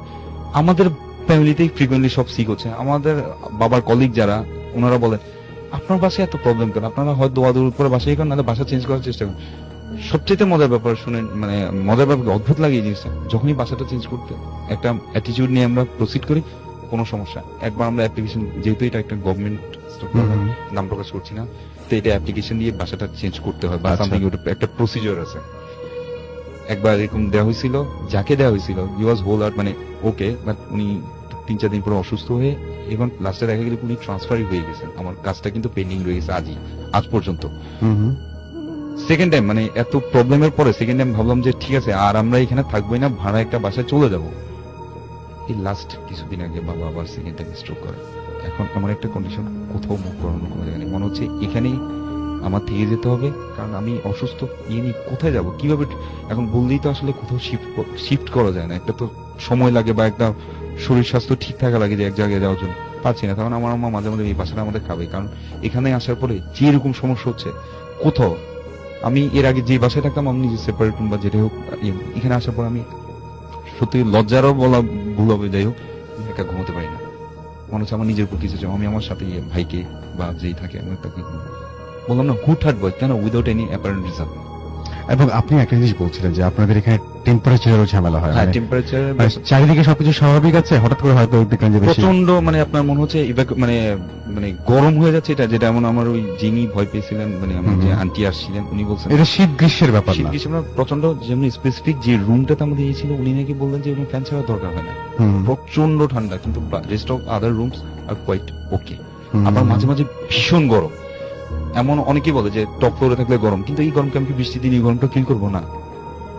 কিছু দেখেন আপনারা কোনো সময়? ওয়েল, যেটা হচ্ছে আমি পার্সোনালি এই দুইটা জিনিস আমার আম্মাকে, যেই যদি আম্মা মানে ওইরকম আর বাবার মতো দেখলাম, আর আমার ফ্যামিলি মেম্বার মাঝে মাঝে দেখেন যে কি দরজার মধ্যে কিছু একটা সামথিং, বাট ওভাবে বুঝতে পারে না, মনে হচ্ছে অবজার্ভ করতেছে। তো ওই জিনিসটাতে আমরা হয়তো ভাবলাম যে আমি আমার মাকে দেখলাম উনি এইভাবে খুব আগ্রহ সহকারে দাঁড়িয়েছেন, রাইট। যার কারণে এখন হয় কি, এটা আসলে বলবো কি করে না, কাঁথা মুড়ি দিয়ে ঘুমানো যদি এখন করতে হয় এই যুগে, ভয়ে ফ্যামিলি মেম্বাররা এখন পারত পক্ষে, আমি নিজেই কাঁথা মুড়ি দিয়ে মনে হচ্ছে আমি ঘুমাবো, মানে এটা আচ্ছা। বলা যাচ্ছে না, মানে ফিল করা যাচ্ছে না। আর ফ্রিকোয়েন্টলি সিকনেসের কারণে, আর সবচেয়ে ব্যাপারটা হচ্ছে কি এখানে আসার পরে আমার আত্মীয় স্বজন যারা আসেন হুম হুম। তারা খুব ডিপ্রেস হয়ে যান, মানে আমার বাসায় ঢুকলে আমি নিজেই ফেড আপ হয়ে যাচ্ছি, মেজাজটা আমার ফ্যামিলি মেম্বারদের মেজাজ খুব খিটখিটে হয়ে গেছে, সত্যি কথা ভাই, এটা পার্সোনাল কি বলবো, এর আগে কিন্তু তেমন ছিলাম না, সবাই কেমন জানি একটু ফেড আপ, মন মরা। বাসা থেকে বেরোলাম, অন্য কোথাও গেলাম, হয়তো আপনার বাসা আমি গেলাম, আই এম ওকে, বাট আমার নিজের বাসা আমার নিজের কাছে আপন মনে হয় না। এখন আমি কখনো এই টাইপের ভাবিনি যে শেয়ার করব বা এই টাইপের ঘটনা আসলে মানুষের সাথে ঘটে। আমি হয়তো অতিরঞ্জিত কিছু দেখি না, অনেকে হয়তো দেখতে পারে আরো আল্লাহ মাফ করুক ভয়ঙ্কর কিছু, হুম হুম। কিন্তু যেই ছোটখাটো যে ঘটনাগুলো, এই যে জিনিসপত্র পাওয়া, ব্লাড, তারপরে অ্যারাবিক লেটার, গরুর খুলি, এগুলোর কি রিজন ভাই? আমার তো আসলে কোন ধরনের কোনো মানে explanation মিলাতেই পাচ্ছেন না। মিলাতেই পারছি না। এবং একের পর এক সবাই অসুস্থ হয়ে যাচ্ছে এবং আপনারা বাচ্চাটা চেঞ্জ করার চেষ্টা করছেন। আচ্ছা, কি মনে হয় আপনার নিজের কাছে, কি মনে হয় যে কোন ধরনের সমস্যা হতে পারে এটা? আপনার কি মনে হয়? মানে আপনাকে যদি গেস করতে বলি, আমি এখন আমি যে হুজুর বা যাদের সাথে কথা বলছিলাম, হয়তো এখানে কারো এক্সিস্টেন্স ছিল, বা এখানে একটা ব্যাপারটা হচ্ছে কি এখানে তো আগেও মানুষ ছিল, এমন না যে এটা খালি বাড়ি, এটা অ্যাবান্ডেন্ট কোনো প্লেস ছিল, এখানে আগেও মানুষ ছিল, তাহলে তাদের কেন সমস্যা হয়নি, আপনাদেরই কেন সমস্যা হচ্ছে? তো আমরা নিয়ারেস্ট আদমকে বলছে হয়তো আপনাদেরকে কেউ ব্ল্যাক ম্যাজিক করছে, সামথিং লাইক দ্যাট, হয়তো এই কারণে আপনাদের এই প্রবলেম গুলো হচ্ছে, কিন্তু কেউই আসলে আলটিমেট কোনো কিছু আমাদের অ্যান্সার দিতে পারেনি। এখনো আমরা ইনসিকিউর অবস্থা ফিল করছি। তো দোয়া করবেন, অ্যাকচুয়ালি সবার কাছে দোয়া চাই আমার বাবা মায়ের জন্য। আসলে যত সম্ভব চাচ্ছি যে এখান থেকে চলে যেতে, কিন্তু রিসেন্টে বাবা আবার অসুস্থ হওয়ার কারণে আবার পোস্টপোন হয়ে গেছে। আমি আসলে মুভ করতেও মানে ব্যাপার হচ্ছে, মানে পারছি না আর কি। যে ফ্যামিলি মেম্বার সুস্থ থাকলে, বাবা বেশ সুস্থই ছিলেন ফার্স্ট স্ট্রোকের পরে, সেকেন্ড টাইমের পরে আবার। আপনি কোন সময় দুঃস্বপ্ন দেখেন নেই? দুঃস্বপ্ন মাঝে মাঝে হয়তো দেখছি, যেমন অনেকে বলেন বোবাই ধরা, মাঝে মাঝে আমিও চিৎকার দিয়ে উঠছি, there is no apparent reason. হ্যাঁ, আমিও কিছু দেখছি। আরেকটা জিনিস যে আমি অফার আপনার সাথে শেয়ার করি, সেটা হচ্ছে আমার আম্মু একদিন শুয়েছিলেন, আমি বাসায় ছিলাম না, অফিসের কাজে, তো উনি দেখছেন যে আমার বোন ওনার পাশে বসা, এবং বেশ চুল ছাড়াও কিন্তু নর্মাল ভঙ্গিতে আমার আম্মার দিকে আস্তে আস্তে বলতেছেন, আমি কিন্তু ও না, মানে আমার বোন না, আমি কিন্তু এখানে কাউকে এভাবে ইয়ে করতে শান্তি সামথিং এরকম। আমার তখন ইয়ে করলো, কারণ আমার আম্মা রিকল করতে পারেন নাই, তো আমি তখন বলতে পারিনি। তো এই জিনিসটা পরে পরে আমরা আসলে খুব ভয় পেয়ে গেছি। পরে আমার মা সাথে সাথে উঠে আমার বোনের রুমে গেছেন, গিয়ে দেখেন যে শি ওয়াজ স্লিপিং, মানে বডি ওয়াজ দেয়ার। এবং এই জিনিসগুলো যদি আসলে প্যারানর্মাল কিছু হয়, তাহলে হয়তো এটাই, আমি আর কিছু বলতে পারবো না। মানে এখন আমি আসলে সত্যি কথা বলতে কি, ফ্যামিলি মেম্বার, বিশেষ করে বাবা মা অসুস্থ থাকেন, আমি একটু ডিপ্রেস হয়ে গেছি। ফ্রিকোয়েন্টলি চেইন অফ প্রবলেম এক কথা, ফ্রিকোয়েন্টলি সিকনেস হলে আমি সবাইকে তো ইয়ে করতে পারি। বুঝতে পেরেছি। Thank you so much. আমি ইঞ্জিনিয়ার, আমি ধরে নিলাম আপনার নাম এক্স, এবং তিনি এতক্ষণ তার ঘটনা বলছিলেন, এবং তিনি যে সময়টা দুঃসময়টা পার করছেন, এটা সবচাইতে ভালো তিনিই বুঝতে পারছেন যে কতটা বেশি, কতটা বড় রকমের একটা সমস্যা তার জীবনে এসেছে, এবং তারা চেষ্টা করছেন আপনার এই বাসাটা ছেড়ে চলে যাবার জন্য, সেটাও তারা পারছেন না, এবং নানান ধরনের প্রবলেম, প্রতিদিন এই প্রবলেমগুলো নিয়েই বেঁচে থাকতে হচ্ছে। এটা খুব কষ্টের একটা ব্যাপার, এবং সবাই তার জন্য পারলে দোয়া করবেন, এবং অবশ্যই আমিও তার মঙ্গল কামনা করি এবং আশা করি যে এই সমস্যা থেকে তিনি বেরিয়ে আসেন খুব তাড়াতাড়ি। হ্যাঁ, অথবা আজকে রাতেও যাচ্ছেন। ঘটনাটা পুরোপুরি ট্রেনের একটা ঘটনা, আমরা শুনবো সাজ্জাদ ভাইয়ের কাছ থেকে। জি আচ্ছা রাসেল ভাই, যেটা হয় এটা গত বছরের একটা ঘটনা। আমি গত বছর আমার ট্রিটমেন্ট পারপাসে ইন্ডিয়ার মাদ্রাজে যাওয়া হয় আমার আর কি। তো যেটা হয় যে মাদ্রাজ থেকে আমি ওই হাওড়ার দিকে রওনা দিই রানিং একটা ট্রেনে, রাতের একটা ট্রেনে আর কি, প্রিমিয়াম এক্সপ্রেস সেই ট্রেনটার নাম। তো ট্রেনটা ছাড়ে বিকেল 5টায় মাদ্রাজ থেকে আর কি। তো যেটা হয় আমার ট্রেনের সিটটা ছিল আপনার 3 টায়ার এসি, এই সিটে আমার সিটটা অ্যারেঞ্জ হয়েছিল আর কি। তো একটু রাসেল ভাই বলে নেই, অনেকের এক্সপিরিয়েন্স থেকে থাকবে, ট্রেনটার প্যাটার্নটা একটু বলতে হবে আমার ঘটনার জন্য এটা সম্পৃক্ত। সেটা হয় যেটা ওই 3 টায়ার এসিতে একটা রেক্টাঙ্গুলার ব্লকে যেটা হয় লেফট সাইডে 3টা সিট থাকে, রাইট সাইডে আরো 3টা সিট থাকে, এবং তার অপোজিটে আরো 2টা সিট থাকে। এই 8টা সিট থাকে একটা নির্দিষ্ট রেক্টাঙ্গুলার একটা স্পেসের দিকে। তো আমার সিটটা পড়ে ওই লেফট সাইডের নিচে, আর আমার কাজিনের সিটটা পড়ে রাইট সাইডের নিচে আর কি। তো আমরা এরকম যাচ্ছিলাম। তো আমার যেহেতু পোস্ট অপারেটিভ একটা সিচুয়েশন ছিল, তো আমার এমনিতে পেইনের কারণে ঘুম আসছিল না আর কি ট্রেনে। তো আমার কাজিন আমাকে বললো যে ভাইয়া তুমি যেহেতু অপারেশন হয়েছে, তুমি একটা পেইন কিলার এবং একটা স্লিপিং পিল খেয়ে নাও। তো আমি অ্যাজ ইউজুয়াল সেটা করলাম, বাট আমার আসলে রানিং কোনো ভেহিকেলে ওই ঘুমটা আসে না আর কি, জার্কিং এর জন্য হোক বা যে কোনো কারণে আমার ঘুম আসছিল না। আচ্ছা। তো ওই যেটা হয় রাত 11টার দিকে সবাই শুয়ে পড়ে আর কি ওই ইয়াতে স্লিপিং বেডগুলোতে সবাই শুয়ে পড়লেও আমার ঘুম আসছিল না আর কি। তো আমার একটু ঝিমানোর মতো আসলো আর কি রাত 1টার দিকে। আমি খেয়াল করলাম যেহেতু আমি লেফট সাইডে শুয়ে আছি, ঠিক অপোজিটের যে দুইটা টায়ারের একটা লোক নিচের, সে আমার দিকে এক দৃষ্টিতে তাকিয়ে আছে আর কি। এটা আমি খেয়াল করলাম। তো তাকিয়ে থাকতেই পারে, হয়তো তার ঘুম আসছে না, সে আমাকে অবজার্ভ করছে, আমি এটা নর্মালি নেই। তো আমি আবার এক পাশ ফিরে আবার শোয়ার চেষ্টা করি। তো তখন দেখলাম ওই লোকটা, যে লোকটা আমার দিকে তাকিয়ে ছিল, সে এবার দাঁড়িয়ে আমার পায়ের দিকে কি যেন দেখছে আর কি, আবছা আলোতে আমি যেটা বুঝতে আচ্ছা। পারছি আর কি। তো আমি তখন আমার একটু হয় যে তার ডাউটফুল অ্যাটিটিউডটা, সে কি কোনো অ্যাটেম্প নিচ্ছে কিনা। তো আমি তাকে আর চোখে অবজার্ভ করতে থাকি যে আমার সাথে আবার পাসপোর্ট, ডলার টলার ছিল, মোবাইল ছিল, যে চোর চোর কিনা। ট্রেনে তো অনেক ধরনের লোকজন থেকেই থাকে। তো আমি এবার যেটা করলাম, আমি ঘুমের ভান ধরে তাকে অবজার্ভ করতে থাকলাম যে দেখি আমার নড়াচড়া বন্ধ, এবার দেখি সে কি করে। তো একটা পর্যায়ে সে আমার পায়ের থেকে ঝুঁকতে ঝুঁকতে একবার আমার ঘাড়ের কাছে এসে উকি দিল। তখনই আমি জাস্ট টার্ন করলে বললাম, হোয়াট হ্যাপেন, মানে কি, আপনি কি চাচ্ছেন, মানে আপনি বলেন, আমি অনেকক্ষণ ধরে দেখছি আপনি আমাকে ফলো করছেন, বা কি বলেন। তখন বললো যে লোকটা ছিলেন বিহারি বাঙালি একজন আর কি। তারপরে তো ভাঙা ভাঙা তিনি বাংলা পারেন, আচ্ছা, বাংলা ভালোই ভালোই fluent। পারেন। আচ্ছা, তো উনি বললেন যে দেখেন, আমাকে ভুল বুঝবেন না, আসলে আমি একটা জিনিস দেখছিলাম আর কি। আমি বললাম কি দেখছিলেন, কি ব্যাপার, আসলে বলেন আপনার মোটিভ কি বা কি। বলে আসলে এখানে তো অনেকে শুয়ে গেছে, আপনি যদি কিছু না মনে করেন তাহলে ক্যান্টিন বা আমরা ওই বগির যেটা জয়েন্ট করা প্লেস, ওইখানে যে একটু কথা বলি, আমি আপনাকে এক্সপ্লেইন করি কেন আমি আপনাকে এরকম ভাবে অবজার্ভ করছিলাম আর কি।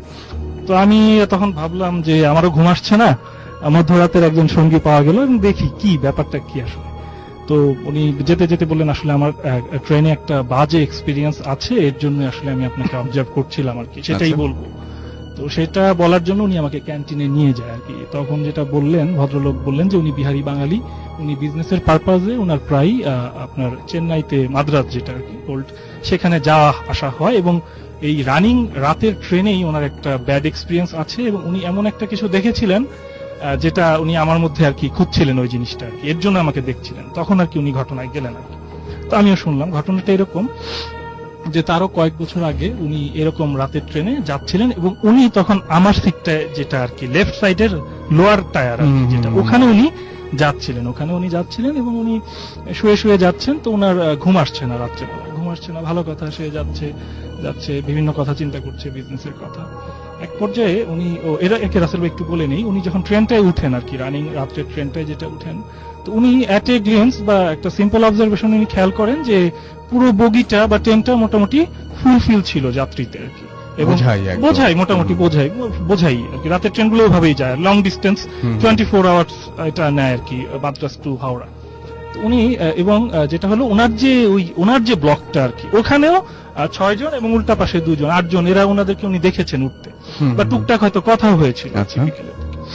তো উনি হঠাৎ করে রাত্রে ওই পাশ ফিরে দেখলেন আর কি, এবং উনি কিন্তু সজাগ, পাশ ফিরে দেখলেন ওনার পাশের যে মানে রাইট সাইডের লোয়ার টায়ারের যে প্যাসেঞ্জার, উনি আপনার নেই, শুয়েও নেই, বসেও নেই সিটে। তো ওনার একটু খটকা লাগে, কি ব্যাপার, আমি তো এখানে আমি এখানে জেগে আছি, কেউ গেলে তো আমি একদম, এটা তো দেখেছেন রাসেল, খুব ন্যারো থাকে, পাশে থাকলে এটা বুঝবে যে উনি ভাবলেন হয়তো যেতেই পারে, আমি হয়তো অন্য কিছু নিয়ে ভাবছিলাম, উনি এই ফাঁকে হয়তো ওয়াশরুমে গিয়েছে, উনি ওয়েট করতে থাকে যে দেখি আসে কিনা।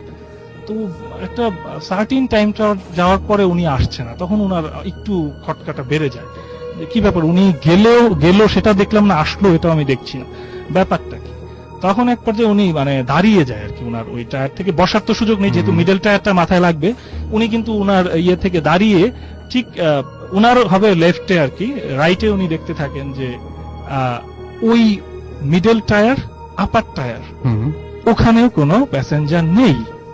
আচ্ছা, উনার এইখানে উনি বেশ এখন শকড হয়ে যান, এবং উনি বেশ ঘাবড়ে যান যে এটা তো পসিবল না, নিচের জন্য নাই, এই পাশের 2 জন নেই। উনি আবার টার্ন করে উনার উপরের মিডল টায়ার এবং আপার টায়ারে খেয়াল করেন, ওখানেও কেউ নেই, এবং ফাঁকা হয়ে গেছে, পুরো ফাঁকা, মানে ওই স্কোয়ারটায় কোনো প্যাসেঞ্জার নেই, এবং অদ্ভুত ব্যাপার উইদিন দ্য মোমেন্ট, এবং এটা কেউ কোথাও যায়নি।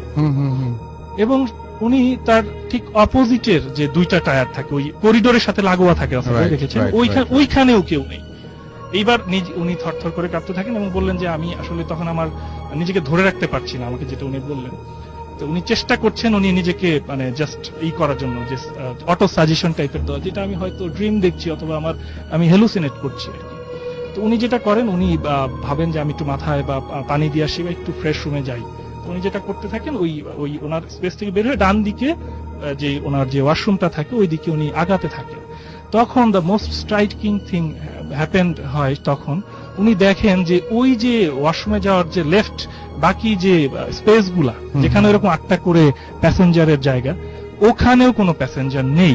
আচ্ছা, মানে এইটা দেখার পরে ওনার আর তো কোনো মানে পজিশনই নেই যে আমার জায়গায় নেই, পুরো ট্রেনের একটা পার্টের কোনো জায়গায় কোনো প্যাসেঞ্জার নেই, পুরো ব্ল্যাঙ্ক যাচ্ছে।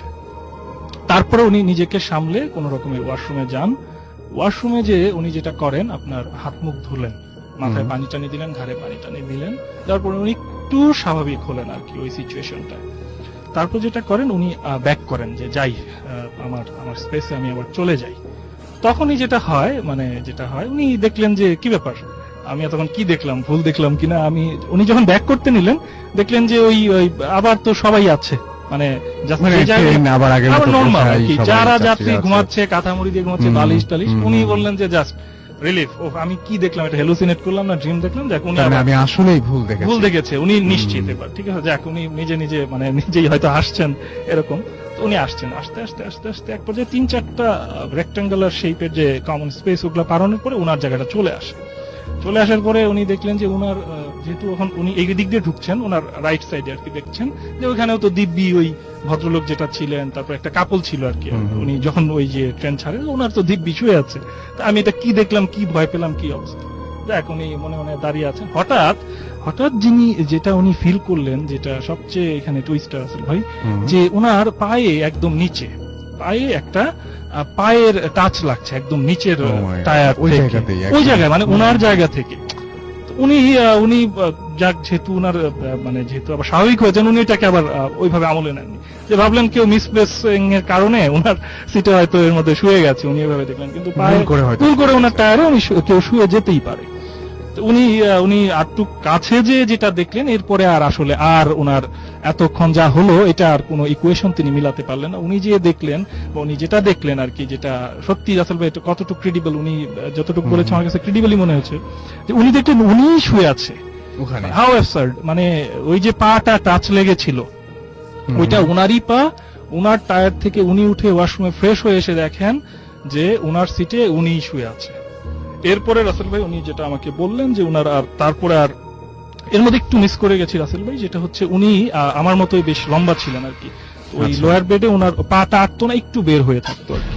আপনারও সেদিন তাই হয়েছিল, এবং আমিও ওই প্যাটার্নের ছিলাম, এবং ওইটাই উনি খেয়াল করছিল। যেটা হয়, তো ওই যেটা বলি রাসেল ভাই, ফিনিশিংটা বলি, যেটা হয় উনি ওই পায়ে টাচ লাগার পর এবং নিজেকে নিজের বেডে দেখে আর নিজেকে রাখতে পারলেন না, উনি ওইখানে সেন্সলেস হয়ে যান। সকালবেলা ওনার যারা সহযাত্রী তারা ভোরবেলা ডাকতে থাকেন যে ভাইয়া কি ব্যাপার, আপনি কি নিচে শুয়ে আছেন কেন, আপনি কি মানে ঘুমে পড়ে গেছেন, মানে জাস্ট নিচে শুয়েছিল, ওই যে সেন্সলেস হয়ে পড়ে গেছে উনি। তা বলতেছে, উনি তখন ভাবলেন যে কি বলবো না, উনি বললো না না না, আমি আসলেই মানে ওই টায়ার থেকে আমি পড়েই গিয়েছি আর কি। তখন আর কি ওনারা যেটা বললো যে আচ্ছা ঠিক আছে, ওকে, দ্যাটস ওকে। তো রাসেল ভাই যেটা আমি আগে যেটা বলেছিলাম সেটার সাথে একটু রিলেট করি। তো উনি ওই দিন আমাকে ওই কারণে অবজার্ভ করেছিলেন, যেটা বললেন যে ঠিক আমার শুয়ে থাকা, আমার পা বের হয়ে থাকা, এবং সেটা উনি ওই দিন যেটা এক্সপিরিয়েন্স করেছেন একই রানিং ট্রেনে রাতে, সেটা দেখে উনি আবার ঘাবড়ে গিয়েছিলেন যে উনি কি আবার ওনাকেই দেখছেন কিনা, এটা ভেবে উনি ভয় পেয়েছিলেন, এবং উনি আমাকে এর জন্যই বারবার ওইভাবে মেটিকুলাসলি আমাকে দেখছিলেন। এবং এত ওরকম ভাবে একবার পায়ের দিকে একবার ফেসের দিকে লক্ষ্য করছিলেন। তো এটাই ছিল ঘটনা। ওকে, থ্যাংক ইউ সো মাচ। আমার আসলে মনে হচ্ছে যে অনেকেই তো এবার ঈদে বাড়ি যাবেন, এবং সেম এরকম একটা ঘটনা যদি আপনার সাথে ঘটে তাহলে কেমন হবে, যে হঠাৎ করে আপনি দেখলেন যে আপনি যদি আবিষ্কার করেন, আপনি চিন্তা করে দেখেন, বিশেষ করে যারা আমাদের বাংলাদেশে যেরকম যে স্লিপিং বার্ড যেগুলো রয়েছে, সেই বার্থে আপনি যাচ্ছেন, হঠাৎ করে আপনি খেয়াল করলেন যে ওই একটা লম্বা সরু একটা দেখবে যে করিডোর আছে, কিন্তু সেখান থেকে যাওয়ার সময় আপনি দেখলেন যে আসলে আপনি পুরো বার্থে একা, তখন কিন্তু যা হওয়ার হয়ে যাবে আর কি, আপনার যতটুকু ভয় পাওয়ার আপনি পেয়ে যাবেন তখন। এরপরে যখন আপনি ফিরে আসলেন বা ক্যান্টিনের দিকে যাওয়া শুরু করলেন, দেখলেন যে পুরো ট্রেনই ফাঁকা, কোনো যাত্রী নাই সেখানে। ঈদের সময় এরকম হওয়ার কথা না, তারপর আপনি সেটা এক্সপিরিয়েন্স করলেন, এবং যখন কিনা চোখে পানি দিয়ে আসলেন, দিয়ে আসার পর আপনি দেখতে পারলেন যে না, সবাই আছেন, পুরো ট্রেন বোঝাই, প্রচুর ভিড়, এবং আপনি আপনার সিটে এসে আবিষ্কার করলেন যে অলরেডি সবার মতো আপনিও আপনার সিটে আছেন। তাহলে সিটে যিনি বসে আছেন সেই ব্যক্তিটিকে আর আপনি কোত্থেকে আসলেন? এখন সেটা সম্ভব না। আপনি আপনার সেকেন্ড ঘটনা যদি একটু বলতেন সাজাদ ভাই। আপনি দুটোর মধ্যে, আপনার তো সেকেন্ড মানে দুটো আছে, তার মধ্যে থেকে যে কোনো একটা বলেন। আপনি মাঠের ঘটনা বলতে পারেন। জি, আপনি মাঠে, আপনি মিষ্টি, আচ্ছা মিষ্টি দোকানের ঘটনা বলতে পারেন, যে কোনো একটা, মানে আপনি যেটা বলতে চান আপনি বলেন, অসুবিধা নাই। আচ্ছা, এই ঘটনাটা আমি আমার এক ছোট ভাইয়ের কাছ থেকে শুনেছি, ইউনিভার্সিটির ছোট ভাই। এটা ওদের এলাকায় প্রচলিত একটা ঘটনা এটা। তো ঘটনায় চলে যায় রাসেল ভাই। সেটা হয় যে আমরা কি করি, আমরা রাসেল ভাই যেটা শুনি বা অবজার্ভ করি বা দেখি যে রাতে, মধ্যরাতে এই ধরনের ঘটনা ঘটে থাকে, কিন্তু মধ্য দুপুরের কোনো ঘটনা, এটা সত্যি অনেক আনইউজুয়াল। এর জন্য আসলে ঘটনাটা আমি আজকে শেয়ার করছি। তো এই ঘটনাটা মধ্য দুপুরে ঘটে যাওয়া একটা আনইউজুয়াল ঘটনা এটা। তো ওই যেটা হয় ওদের গ্রামে আর কি, আমার যে ছোট ভাই বলেছে ঘটনাটা, ওদের গ্রামে একটা খুব বড় একটা মাঠ আছে আর কি, প্রকাণ্ড একটা মাঠ। সেই মাঠটার একটু বিবরণ আমি দিই। সেটা হচ্ছে মাঠের এক সাইডে আপনার বাঁশঝাড়, আরেক সাইডে আছে একটা মসজিদ, আরেক সাইডে বিল, আর আরেকটা সাইডে হচ্ছে রাস্তা। এটা হচ্ছে মাঠের একটা কম্পোজিশন। তো এখন যেটা হয়, ওই মাঠটাকে আবার অনেকে ইউজ করতো কি ওই শর্টকাট হিসেবে আর কি, রাস্তা টাস্তা দিয়ে না যেয়ে শর্টকাট হিসেবে মাঠটা ইউজ করতো। তো এই ঘটনাটা ঘটে একজন ফেরিওয়ালার সাথে আর কি, যিনি আপনার ওই বিভিন্ন বেকারি আইটেম, রুটি, পাউরুটি, বিস্কিট, এগুলো গ্রামের বিভিন্ন বাড়িতে যে দিতেন, ইন রিটার্ন সে টাকা বা অনেক সময় যে প্লাস্টিকের পুরাতন জিনিসটি সেগুলো নিতেন আর কি। তো এরকম উনি গ্রামে বিভিন্ন জায়গায় রুটি, পাউরুটি, বিস্কিট এগুলো ফেরি টেরি করে এরকম প্লাস্টিক টাস্টিক এ নিয়ে ঝাঁকাটা নিয়ে সে চলে যাচ্ছে আর কি, মাঠ দিয়ে আপনার সে তার ডেস্টিনেশনে চলে যাচ্ছে আর কি, এরকম মধ্য দুপুরে। তো যাচ্ছে, তো মাঠের মিডলের দিকে সে সম্ভবত আর কি।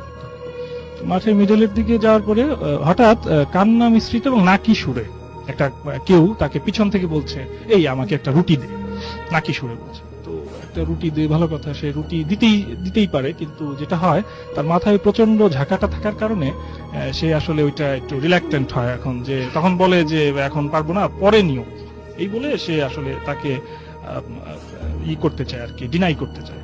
সে হাঁটতে থাকে তার মতো, কিন্তু পিছন থেকে আবার ওইটা, এই একটা রুটি দে, আবার বলতে থাকে। তো তখন এরকম কয়েকবার বলতে থাকে, এবং তার পিচ যখন ছাড়ছে না, তখন সে একটু বিরক্ত হয়ে যেটা করে যে ঝাঁকিটা নামিয়ে জাস্ট আপনার পিছনে ঘুরেই সে দেখলো যে নে রুটি নেই বলে পিছনে জাস্ট ঘুরেই দেখছে যে নাই, কেউ নাই সেখানে, নোবডি ওয়াজ দেয়ার। এবং মাঠটা আসলে আপনাকে যেটা বলেছি, প্রচন্ড প্রকাণ্ড একটা মাঠ, এবং সেখান থেকে কারো পক্ষে মানে ভ্যানিশ হওয়া ছাড়া দৌড়ে পালানো বা কোথাও পালানো, মানে যেহেতু খোলা মাঠ, সম্ভব না এটা। মানে সে নাই, যে কণ্ঠস্বরটা বা যেটাই হোক, যেটা যেই এক্সিস্টেন্সটা তার পিছু নিয়েছিল সেটা নাই, সেটা তাকে প্রচন্ড শক হয় সেই ইনসিডেন্টের কারণে, এবং পরবর্তীতে সে দীর্ঘদিন অসুস্থ থাকে, এটা শকটা সামলাতে পারে না, এবং দীর্ঘদিন অসুস্থ থাকার এক পর্যায়ে আমি যেটা শুনেছি পরে, যে মাসখানেক পরে সে মারা যায় আর কি, এই শকে আর কি, after shock. Okay, thank you very much আপনার সেকেন্ড ঘটনার জন্য। আমরা চলে যাব একটা ছোট বিরতিতে, এবং বিরতির পরে আবারও আপনাদের কাছে আমরা কথা না বাড়িয়ে আমরা চলে যাব আমাদের অতিথির কাছে, এবং আমাদের সাথে রয়েছেন এই মুহূর্তে সাব্বির। প্রথমে যিনি ঘটনা বলছিলেন তার নাম ছিল সাজ্জাদ, ইনি হচ্ছেন সাব্বির। আমরা সাব্বিরের ঘটনা শুনবো। হ্যালো লিসেনার্স, আমি সাব্বির হোসেন, মগবাজার থেকে। রাসেল ভাই, আমি প্রথমে ঘটনাতে চলে যাই। এইটা হচ্ছে আমার কাজিন, খালাতো ভাই, ওনার ফ্রেন্ডের ঘটনা। তো তারা কলেজ লাইফে 4 জন ক্লোজ ফ্রেন্ড ছিল। তাদের মধ্যে 2 জন হচ্ছে, একজন হচ্ছে সবুজ ভাই, একজন হচ্ছে নাহিদ ভাই। তো ইন্টারের পরে সবুজ ভাইরা হোল ফ্যামিলি সহকারে গ্রামে শিফট করে। তো মানে কোন একটা প্রবলেমের কারণে গ্রামে শিফট করে।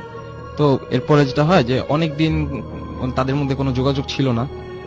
একটা পর্যায়ে সেমিস্টার পরীক্ষার পরে নাহিদ ভাই যেটা করলেন যে উনি ডিসাইড করলেন উনি সবুজ ভাইদের গ্রামে যাবেন, ওনার সাথে মিট করবেন। তো ফোনে কথাবার্তা বলার পরে উনি একদিন রওনা দিলেন। এখানে একটা জিনিস, যে সবুজ ভাইদের গ্রামটা ছিল টাঙ্গাইলের, এন্ড সবুজ ভাইদের গ্রামের কয়েকটা গ্রাম আগে ছিল আপনার নাহিদ ভাইদের মামার বাসা। তো উনি আগে যেটা করলেন যে ওনার মামার বাসাতে গেলেন। তো বিকালের টাইম উনি পৌঁছালেন মামার বাসায়। কিছুক্ষণ সময় দেওয়ার পরে উনি মানে বাসে উঠলেন, উনি সবুজ ভাইদের গ্রামের উদ্দেশ্যে রওনা দিলেন। তো বাসে ওঠার পরে উনি সবুজ ভাইকে ফোন দিবেন, তো উনি যেটা দেখলেন যে ওনার সাথে মোবাইলটা নাই, উনি ভুলে মোবাইলটা রেখে আসছেন ওনার মামার বাসাতে। এর মধ্যে বাস চলতেছে, তো উনি তেমন একটা টেনশন নিলেন না, কারণ উনি মোটামুটি জানতেন যে ওই সবুজ ভাইদের গ্রামটা ওনাদের গ্রামে খুব ফেমাস, শিকদার বাড়ি নামে পরিচিত। তো উনি গেলেন রাত 8টার মতো বাজে, তখন উনি নামলেন একটা বাজারে। নামার পরে উনি মানে নাস্তা করলেন। নাস্তা করার পরে যে হোটেলের যে লোক ওনাকে জিজ্ঞেস করলেন যে আচ্ছা চাচা, এখান থেকে শিকদার বাড়িটা কোন দিকে? তো গ্রামের ওই লোক বললো, হোটেলের লোক, যে এখান থেকে আপনি সোজা হাঁটলে কাঁচা রাস্তায় নামলে আধা ঘন্টা। তো উনি নামেন, তো ওনার কথা মতো উনি রওনা দেন। তো ওনাকে পিছন থেকে ডাক দেয়, উনি বাজারের বাইরে বের হওয়ার পর পিছন থেকে একটা লোক ডাক দেয় অন্ধকার থেকে। তো বলে যে শুনেন, তো উনি যাই, বলে কি হয়েছে? তো ওই লোকটা বলে যে আপনি কি শিকদার বাড়িতে যাইতেছেন? তো বলে যে হ্যাঁ, কেন? তো ওই লোকটা যেটা বলে যে আমিও ওদিকে যাব, চলেন একসাথে যাই। তো উনি মোটামুটি একটু খুশি হন মনে মনে যে গ্রামের একজন লোক পাইছেন, যেহেতু জায়গাটা ওনার কাছে অপরিচিত। তো দুইজন হাঁটতেছে, তো যেটা বলে নাহিদ ভাই বলে যে এক কাজ করি তাহলে, একটা রিক্সা নেই, রিক্সা নিয়ে চলেন যাই। তো ওই লোকটা বলে যে না না না, রিক্সা লাগবে না, হাইটেই চলেন, 15 মিনিটেরই তো রাস্তা। তো পরে নাহিদ ভাই বলে যে তো দোকানদার তো বললো যে আধা ঘন্টার মতো লাগবে, বলে যে ও ঠিক জানে না। তো দুইজন হাঁটতেছে আর কথা বলতেছে। ওই লোকটা মানে খুবই জলি প্রকৃতির, তার সাথে খুব মানে সুন্দর, দুজন মজা করে কথা বলতেছে। 40-45 বছর বয়সে একজন স্বাভাবিক লোক। তার মানে তার বর্ণনাটা এরকম যে শুধু অস্বাভাবিক দুইটা জিনিস তার মধ্যে, একটা হচ্ছে যে তার চোখে মানে অস্বাভাবিক পরিমাণ সুরমা দেওয়া, সুরমা দিলে মানে যেমন কালো হয় অমন, আর তার ঠোঁটটা প্রচুর পরিমাণে লাল, মানে এতটা লাল হওয়ার কথা না। তো যাই হোক, তো হাঁটতেছে কথা বলতেছে। তো যখনই বাজারে, রাসেল ভাই বাজারের মোড়ে মোড়ে কিন্তু মানে গ্রামে রাস্তার মোড়ে মোড়ে কিন্তু চায়ের দোকান থাকে। তো ওইসব দোকানের পাশে যখনই আসে, তো ওই লোকটা কি করে, মানে গলা একটা স্কার্ফের মতো ছিল, উনি ওইটা ওনার মাথায় তুলে দেন। আর যখন মানে ওনার, তখন মানে নাহিদ ভাই ওনার সাথে কথা বলে, পাশের লোকগুলা মানে তার দিকে একটু অবাক ভাবে তাকায়। তো এভাবে হাঁটতেছে, হাঁটতে হাঁটতে একটা পর্যায়ে লোকটা ওনাকে একটা অস্বাভাবিক কথা বলে যে আচ্ছা এটা কত সাল? তো নাহিদ ভাই যেটা বলে যে আপনি তো খুব ভালো মজা করতে হঠাৎ পারেন। করে অল অফ আ সাডেন তিনি জিজ্ঞেস করলেন যে হ্যাঁ, কত সাল? অনেকগুলো কথার মধ্যে মানে নর্মাল কথাবার্তা। হঠাৎ করে? হ্যাঁ হ্যাঁ, তো উনি যেটা বলেন যে আপনি তো খুব ভালো মজা করতে পারেন, এটা বলার পরে লোকটা ওইটার অ্যান্সার না দিয়ে সামনে হাত দিয়ে দেখায় যে ওই যে ওইটা হচ্ছে শিকদার বাড়ি। তো এটা বলে মানে লোকটা ডান দিকে চলে যায়। তো নাহিদ ভাই মানে ওনাকে ধন্যবাদ জানানোর জন্য ডাকে, বাট লোকটা আর পিছনে তাকাইতেছে না। কিন্তু উনি মানে ওই বাড়িটা দেখে যেটা শক্ট হলেন যে উনি মানে ওনার ফ্রেন্ড সবুজ ভাই ওনাকে সবসময় বলছে যে মানে ওনাদের বাড়িটা হচ্ছে বড় বাড়ি, গ্রামের মধ্যে মানে খুবই প্রভাবশালী। কিন্তু উনি দেখলেন যে সামনে যে বাড়িটা সেটা হচ্ছে মানে একদম ছোট নর্মাল টিন সেটের বাড়িগুলো যেমন হয় গ্রামে, ওরকম একটা বাড়ি। তো এটা দেখার পরে মানে উনি ভয়ে ভয়ে আগাইতেছেন যে মানে কার সাথে আসলাম, লোকটার নাম টাম জানি না। তো ওই মুহূর্তে কি হয় যে ভিতর থেকে সবুজ ভাই বেড়ে আসে। তো মানে ব্যাপারটা এমন যে উনি জানতেন যে এই মুহূর্তে নাহিদ ভাই মানে ওখানে পৌঁছাবেন। তো দেখার পরে মানে উনি একটু রিল্যাক্স হলেন, পরে বললেন, তো কুশল মিডিয়ামের পরে নাহিদ ভাই বলেন যে কিরে খালা খালু কোথায়, ওনাদের একটু ডাক। তো বলে যে না ওনাদের এখন ডাকা যাবে না, নাই ওনারা, এরকম কিছু। তো মানে উনি মনে মনে একটু কষ্ট পায় যে আসলাম এরকম একটা বিহেভ করলো। তো পরে ওনাকে বলতেছে যে চল এখন শুয়ে পড়ি, মানে ডাইরেক্ট এরকম কিছু বলতেছে। ওনাদের বাসার মানে কোনো লাইট নেই, এটা হচ্ছে সবচাইতে মানে অবাক ব্যাপার যে কোনো লাইট নেই, টোটালি অন্ধকার, কারেন্ট নেই। তো যেটা হয় যে ওনাকে একটা রুমে নিয়ে যায় সবুজ ভাই, নাহিদ ভাইকে একটা রুমে নিয়ে যায়। যাওয়ার পরে রুমের মধ্যে মানে উনি খাটটাও ঠিক মতো দেখতে পারতেছেন না, তো একটা বেডে বলে যে শুয়ে পড়ে। তো শোয়ার পরে উনি দেখলেন মানে বেডটা প্রচুর পরিমাণে শক্ত। তো পরে বলে যে তোদের বাসায় বিছানার অবস্থা এমন কেন? তো বলে যে এমনই, এখন ঘুমা, মানে তেমন একটা কথা বলতেছে না নাহিদ ভাইয়ের সাথে সবুজ ভাই। তো শোয়ার পরে দুজন শুইল পাশাপাশি। শোয়ার কিছুক্ষণ 10-15 মিনিট পরে নাহিদ ভাই যেটা শুনতে পারলেন যে মানে বাড়ির বাহিরে মানে কুকুর 8-10টা কুকুর একসাথে ডাকতেছে। কিন্তু শব্দগুলা শুনে এমন মনে হইতেছিল যে মানে খুবই পাশে রুমের ভিতরে কুকুরগুলো ডাকতেছে। তো উনি মানে ডাকছেন, সবুজ ভাইকে ডাকেন যে শুন মানে এরকম কুকুর ডাকতেছে। তোর কয়েকবার ডাক দেওয়ার পর ধাক্কাও দেয়, তো উনি আর কোনো রেসপন্স দেন না। তো এইভাবে তো কিছুক্ষণ পরে না মানে কুকুরের শব্দগুলো অটোমেটিকলি চলে গেল। তো উনি একটা ঘুম ঘুম ভাব নিজের মধ্যে, ঘুমাবেন এমন একটা সব মানে অবস্থায় উনি শুনলেন যে পাশে, যে ওনার পাশে সবুজ ভাই শোয়া, উনি খুব ভারী গলায় মানে হাসতেছেন। তো এটা শুনে মানে খুব ভয় পান যে হঠাৎ হাসতেছে, তো কি হয়েছে, উঠে বসবে। তো এমন টাইমে মানে কি হয়, উনি উঠতে পারতেছেন না, দেখলেন যে উনি তার বডি মানে টোটালি মুভ করতে পারতেছেন না।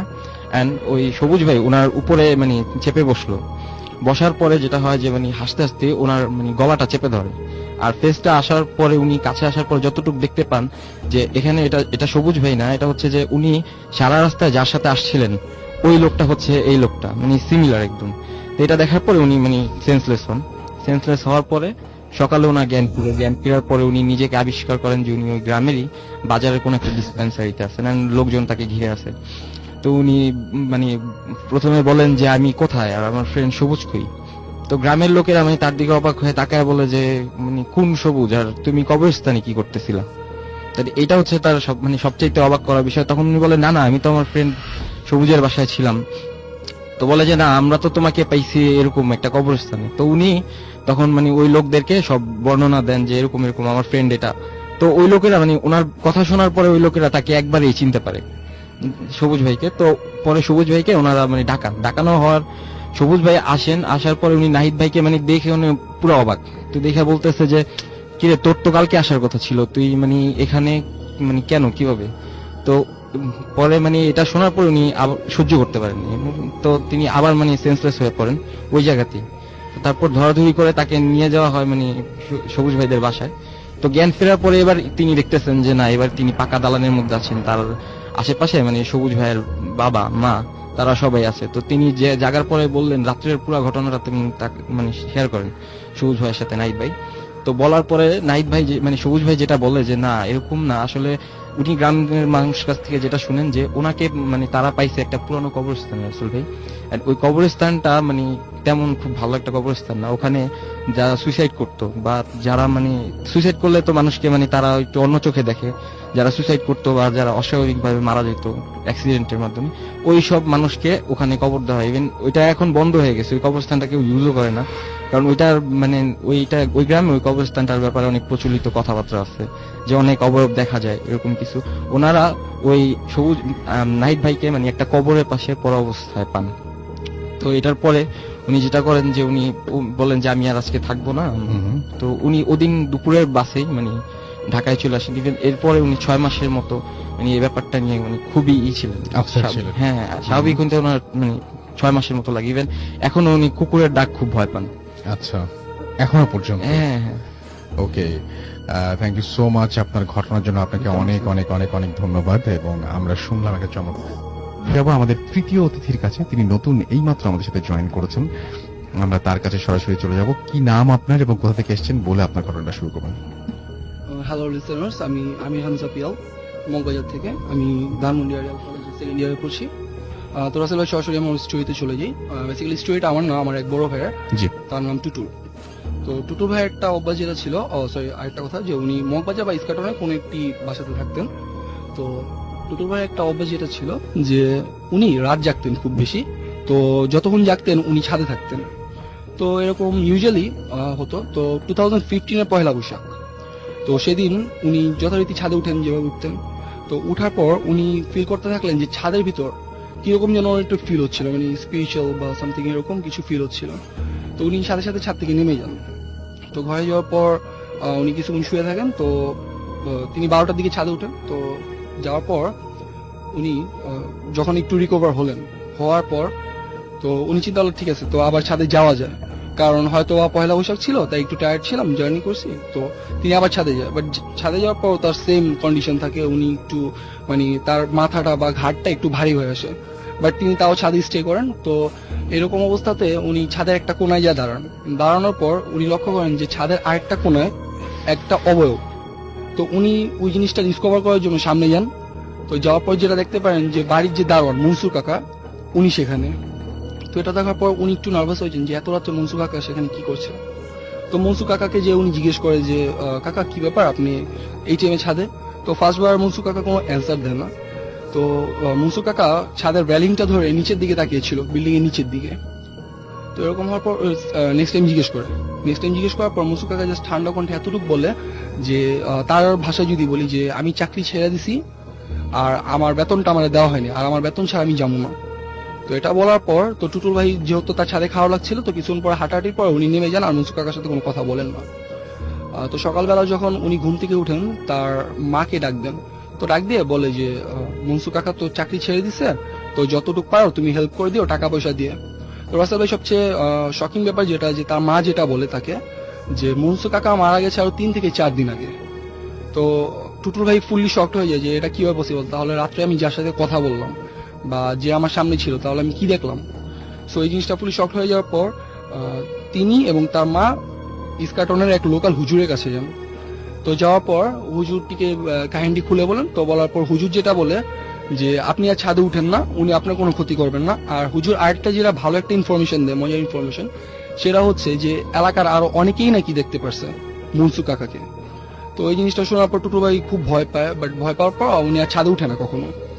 তো এরকম হওয়ার পর উনি একদিন ঘরের ভিতর, এর একদিন পরে উনি ঘরের ভিতর ল্যাপটপে গেমস খেলছিলেন। তো উনি এমন ভাবে বসেছিলেন যে জানালাটা তার পিছনে ছিল আর ল্যাপটপটা তার সামনে ছিল। তো যখন উনি ল্যাপটপটা অফ করলেন, অফ করার পর উনি দেখলেন যে জানালার ওপাশ থেকে কেউ একজন ক্রস করলো, শাট এরকম একটা শব্দ হলো, তো ক্রস করলো। তো করার পর উনি পিছন তাকিয়ে দেখে আসলে কেউই নেই। তো এই জিনিসটা দেখার পর উনি একটু ভয় পেয়ে যায়, আর যেহেতু তার সাবকনশিয়াস মাইন্ডে ব্যাপারটা ছিল মনসুর কাকার, তো এই জিনিসটা তাকে আরো বেশি এফেক্ট করে। তো করার পর উনি জাস্ট চিন্তা করে যে আচ্ছা ঠিক আছে তাহলে আমি আজকে জলদি ঘুমিয়ে যাব। তো উনি সবকিছু সেট আপ করার পর যখন উনি বারান্দা যায়, রাসেল ভাই উনি তখন যে জিনিসটা দেখতে পারে ওই জিনিসটা উনি কখনো এক্সপেক্ট করেনি। তো উনি জাস্ট যখন বারান্দা ঢুকে উনি দেখে যে রাস্তার মধ্যে স্ট্রিট লাইট নিচে মনসুর কাকা দাঁড়িয়ে আছে, এবং এমন একটা হবে যে কেউ যদি ভিক্ষা করে কখনো তার চেহারা যেমন করুণাময় হয়ে থাকবে ওরকম ভাবে। আর আমরা মসজিদে গেলে যেমন সাধারণত মোনাজাতের জন্য হাতটা জড়ো করি, এভাবে দাঁড়িয়ে আছে হোয়াইট একটা পাঞ্জাবিতে, তাকিয়ে আছে বাড়িওয়ালার বারান্দার দিকে। তাদের বাড়িওয়ালা যাচ্ছিল তার বারান্দার দিকে তাকিয়ে আছে। তো এটা দেখার পর তো টুটু ভাই খুব ভয় পায়, এবং তার চোখটা যায় বাড়িওয়ালার, যখন বারান্দার দিকে চোখটা যায় তখন উনি দেখতে পারে যে বাড়িওয়ালা যে ছোট মেয়েটি, ওই মেয়েটি সেখান থেকে স্ট্রিট লাইটের নিচে তাকিয়ে আছে সেই মনসুর কাকার দিকে। তো এটা দেখার পর টুটু ভাই প্রচন্ড পরিমাণ ভয় পায়। ভয় পাওয়ার পর উনি সেখানে ফেন্ট হয়ে যায়। তো হওয়ার পর সকালবেলা যখন উনি চোখ খুলে দেখে যে তার মা তার পাশে বসে আছে। তো এরপর তার মার সাথে উনি ফুল স্টোরিটা শেয়ার করে যে উনি রাত্রেবেলা এই কাহিনী দেখতে পারছে। তো তার মা ফুলি শকড হয়ে যায় এবং তাকে যে কথাটা বলে যে কালকে 2টা বা 3টার দিকে বাড়িওয়ালার যে ছোট মেয়েটিকে টুটুর ভাই দেখছে, সেই মেয়েটি অটোমেটিক 2টা-3টার দিকে ব্লিডিং হয়, গলা থেকে প্রচন্ড পরিমাণ ব্লিডিং হয়, হওয়ার পর মেয়েটি মারা যায়। তো এই জিনিসটা শোনার পর টুটু ভাই যথারীতি আবার ফেন্ট হওয়ার মতো অবস্থা। তো এরকম তো লাশটাকে আনা হয়। তো লাশটা রাখা হয় বিল্ডিং এর বেসমেন্টে। তো বেসমেন্টে যখন রাখা হয়, বেসমেন্টে একটা ছোট একটা ঘর ছিল, তো ওই ঘরের পাশে রাখা হয় লাশটাকে, মেয়েটার লাশটাকে। তো রাখার পর সেখান থেকে প্রচুর দুর্গন্ধ ছুটতেছিল। তো সবাই ফার্স্টে মনে করছে হয়তো যে লাশটা থেকে হয়তো দুর্গন্ধটা আসতেছে, বাট পরে যে জিনিসটা ডিসকভার করলো যে জিনিসটা আসলে সেই ছোট একটা রুম থেকে আসতেছিল। তো যারা ভাড়াটিয়ারা ছিল বা যারা দারোয়ান ছিল ওনারা যায়, রুমটার ভিতরে যায়। তো যাওয়ার পর যেটা দেখতে পারে যে সেখানে মানুষের একগুচ্ছ চুল, এরপর কিছু হাড্ডি আর আরেকটা বিড়ালের মাথা, এরকম কিছু আজে বাজে কিছু জিনিস সেখানে পায়। তো পাওয়ার পর সবাই তো খুব ভয় পেয়ে যায়, বাট জিনিসটা তখন ওইভাবে রিভিল করে না যেহেতু একজন মৃত এখানে। তো লাশটাকে যখন দাফন করে আসে, বাড়িওয়ালার মেয়ের লাশটাকে যখন দাফন করে আসে, তো ভাড়াটিয়া যারা ছিল তারা সবাই বাড়িওয়ালার কাছে যায় যে আসলে এক্সাক্ট কাহিনীটা কি জানার জন্য। তো বাড়িওয়ালা তখন ব্যাপারটা আসলে খুলে বলে যে মনসু কাকা যিনি ছিলেন উনি আসলে ব্ল্যাক ম্যাজিক করতো। তো এই জিনিসটা যখন বাড়িওয়ালা জানতে পারে তখন বাড়িওয়ালা মনসু কাকাকে বের করে দেয়, ঠিক আছে, আর তাকে বেতনটাও দেওয়া হয় না। তো এই জিনিসটা শোনার পরে সবাই তো খুব অবাক হয় ব্যাপারটা, যে তার মানে কি তাহলে মেয়েটি কি ওই মনসু কাকার জন্য মারা গেল। তো আসলে এই জিনিসটার উত্তর খুঁজতে তারা ওই লোকাল হুজুরটার কাছে আবার যায়। তো হুজুরটা যে এই এক্সপ্লেনেশনটা দেয় যে মানুষ যদি পৃথিবীতে এমন কিছু অর্জন করে না নিয়ে যেতে পারে যেটা তার পাওনা, যেটা তিনি পান কারো কাছ থেকে, তো সেটার প্রতি একটা হাহাকার জন্মায়, আর জানের সদ্গা হিসাবে তখন সেই জিনিসটা ওইভাবে নিয়ে নেয়। তো বাড়িওয়ালা মেয়েটি যখন মরে এরপর থেকে রাসেল ভাই তেমন ভাবে আর মনসু কাকা কেউ দেখেনি। সো বুঝা গেছিল যে ইটস লাইক এ রিভেঞ্জ ছিল ব্যাপারটা। ওকে, থ্যাংক ইউ সো মাচ আপনার ঘটনার জন্য। আমরা চলে যাব আবারও পরবর্তী ঘটনায়, আমাদের পরবর্তী অতিথির কাছে, এবং আমাদের সাথে এই মুহূর্তে আছেন সাব্বির। তিনি এসছেন মগবাজার থেকে, রাইট? সাব্বির, আপনার দ্বিতীয় ঘটনাটা আমরা শুনে ফেলি। ভাই, তো আমি দ্বিতীয় ঘটনাতে চলে যাচ্ছি। এটা হচ্ছে সিলেটের কোন একটা বয়েজ হোস্টেলের ঘটনা। আমি নাম মেনশন করতেছি না, বাট ওই হোস্টেলের সবাই বুঝবেন। তো হোস্টেলের ঘটনা যেটা হয় যে একটা ছেলে একটা মেয়ের সাথে, হোস্টেলের একটা ছেলে তো একটা মেয়ের সাথে রিলেশন হয়। তারপরে কোনো একটা কারণে, ডিপ্রেশনের কারণে ছেলেটা সুইসাইড করে। এন্ড ছেলেটা সুইসাইড করে হচ্ছে ওই হোস্টেলের পিছনেরই একটা পাহাড় থেকে। ওই পাহাড়টা আবার হোস্টেল থেকে দেখা যেত, মানে ওরা যে রুমে থাকতো তো দেখা যেত। তো যেটা হয়, দুজন ফ্রেন্ড মানে একসাথে থাকতো, তো সাথের ফ্রেন্ডটা মানে একটু কষ্ট পায় যে ফ্রেন্ড মারা গেছে। তো এমন কিছুদিন পরে হঠাৎ ও রাত্রে একদিন মানে জানলা খুলে বসেছিল, তো যেটা দেখলো যে মানে ওর রুমের পিছনে যে পাহাড়টা যেখান থেকে ওর ফ্রেন্ড সুইসাইড করছে, ওই পাহাড়ে মানে একটা অবয়ব অনেক দূরে, মানে ঝাপসা বোঝা যাইতেছে যে একটা অবয়ব মানে রুমের দিকেই তাকায় আছে, চোখগুলা জলজল করতেছে, অনেক দূর থেকে রিফ্লেক্ট করতেছিল। তো এটা দেখার পরে মানে ও একটু ভয় পায়, যেহেতু ওর একটা ফ্রেন্ড অস্বাভাবিক ভাবে মারা গেছে, ও জানলা লাগায় শুয়ে থাকে। এন্ড যেটা হয় যে মানে ও দিন রাত্রে অনেক মানে আজে বাজে স্বপ্ন দেখে। তো স্বপ্ন দেখার পরে মানে সকালে ওইটা ওর ফ্রেন্ডদের সাথে শেয়ার করে। তো ফ্রেন্ডরা বলে যে হয়তো বা তুই ভুল দেখছিস। তো দ্বিতীয় দিন রাত্রের ঘটনা, উনি এমন মানে জানলার খুলে বসে আছে, তো দেখে যে মানে আবার ওই জিনিসটাকে উনি দেখতে পায় সেকেন্ড বারের মতো। তো দেখার পরে উনি মানে জানালা লাগায় দোয়া দূরত পরে উনি ঘুমায় থাকে। তো ঘুমানোর পরে উনি যেটা মানে ফিল করলেন যে রুমে অস্বাভাবিক শব্দ হইতেছে, মানে কেউ হাঁটাচলা করতেছে বা এরকম কিছু। তো উনি ফিল করার পরে যেটা করেন যে মানে উনি জাগার পরে লাইট অন করেন, মানে কোথাও কিছু নাই। যেটা দেখার পরে মানে কোনোভাবে উনি দিন রাত্রে ঘুমান। তো পরদিন উনি ওনার মানে হোস্টেলের ম্যানেজারের সাথে এটা শেয়ার করলেন যে আমি এরকম কিছু দেখতে পাইছি, আমি এই রুমে থাকবো না। তো ম্যানেজার বললে যে এত শর্ট টাইমে তো আমি তোমাকে রুমটা চেঞ্জ করে দিতে পারবো না, তুমি কিছুদিন ওয়েট করলে আমি তোমাকে চেঞ্জ করে দিতে পারি। তো এটা আবার মানে ওর শুনে যে ওর মানে রুম পাশের রুমের দুইটা ছেলে ওরা মানে শুনে ব্যাপারটা। তো শোনার পরে বলে যে তাহলে মানে ওরা চায় যে ওই রুমটার সাথে ওদের রুমটা এক্সচেঞ্জ করতে। তো তখন ম্যানেজারটা বলে যে ঠিক আছে, যদি তোমাদের কোনো প্রবলেম না থাকে তাহলে চেঞ্জ করতে সমস্যা নেই। আর ওই দুইটা ছেলে মানে কিউরিয়াস ছিল যে ওই রুমে কি হয়, ওরা একটু এসব প্যারানর্মাল ব্যাপারে জানার জন্য। তো ঠিক আছে, ওরা রুম চেঞ্জ করলো। তো প্রথম দিন রাত্রে ওদের সাথে আর কিছুই হয়নি। দ্বিতীয় দিন রাত্রে ওরা যেটা হয় যে মানে ঘুমানোর পরে ওরা ওরকম সেকেন্ড দিন ওরা রুমের মধ্যে মানে কারো হাঁটা চলা বা এরকম কিছু শব্দ পায়। তো শব্দ পাওয়ার পরে ওইটা ওদিন যায়। তো পরদিন রাত্রে সেম আবারও মানে ওরা রুমের মধ্যে এরকম হাঁটা চলার শব্দ পায়। তো পাশাপাশি এল শেপের মতো দুইটা খাট রাখা। তো একটা ফ্রেন্ড করে কি মানে উঠে মানে এবার ওরা যেটা শুনে যে সেকেন্ড দিন রাত্রে ওরা শুনে যে মানে কেউ কান্না করতেছে, মানে খুব ভারী গলা বা এরকম কিছু কান্না করতেছে। তো উঠে মানে দেখে রুমের একটা কর্নারে একটা ছেলে মানে মুখে হাত দিয়ে পিঠ ফিরে তো কান্না করতেছে। তো একটা ফ্রেন্ড মানে যায় যে কি হয়েছে বা এরকম দেখার জন্য। যখন হাত দেওয়ার পরে রাসেল ভাই ওই ছেলেটা যে মানে যেটা কান্না করতেছিল ওটা ঘোরার পরে দেখে যে যেই ছেলেটা মানে পাহাড় থেকে সুইসাইড করছে এটা ওই ছেলেটা। এন্ড ও মানে সুইসাইড করার পর যখন নিচে পড়ে তো ওর ফেসটা মানে থ্যাতলায় যায়। তো ও সেম এই জিনিসটা দেখার পরে মানে খুবই ভয় পায়। ভয় পাওয়ার পরেও যেটা করে যে রুম থেকে দৌড়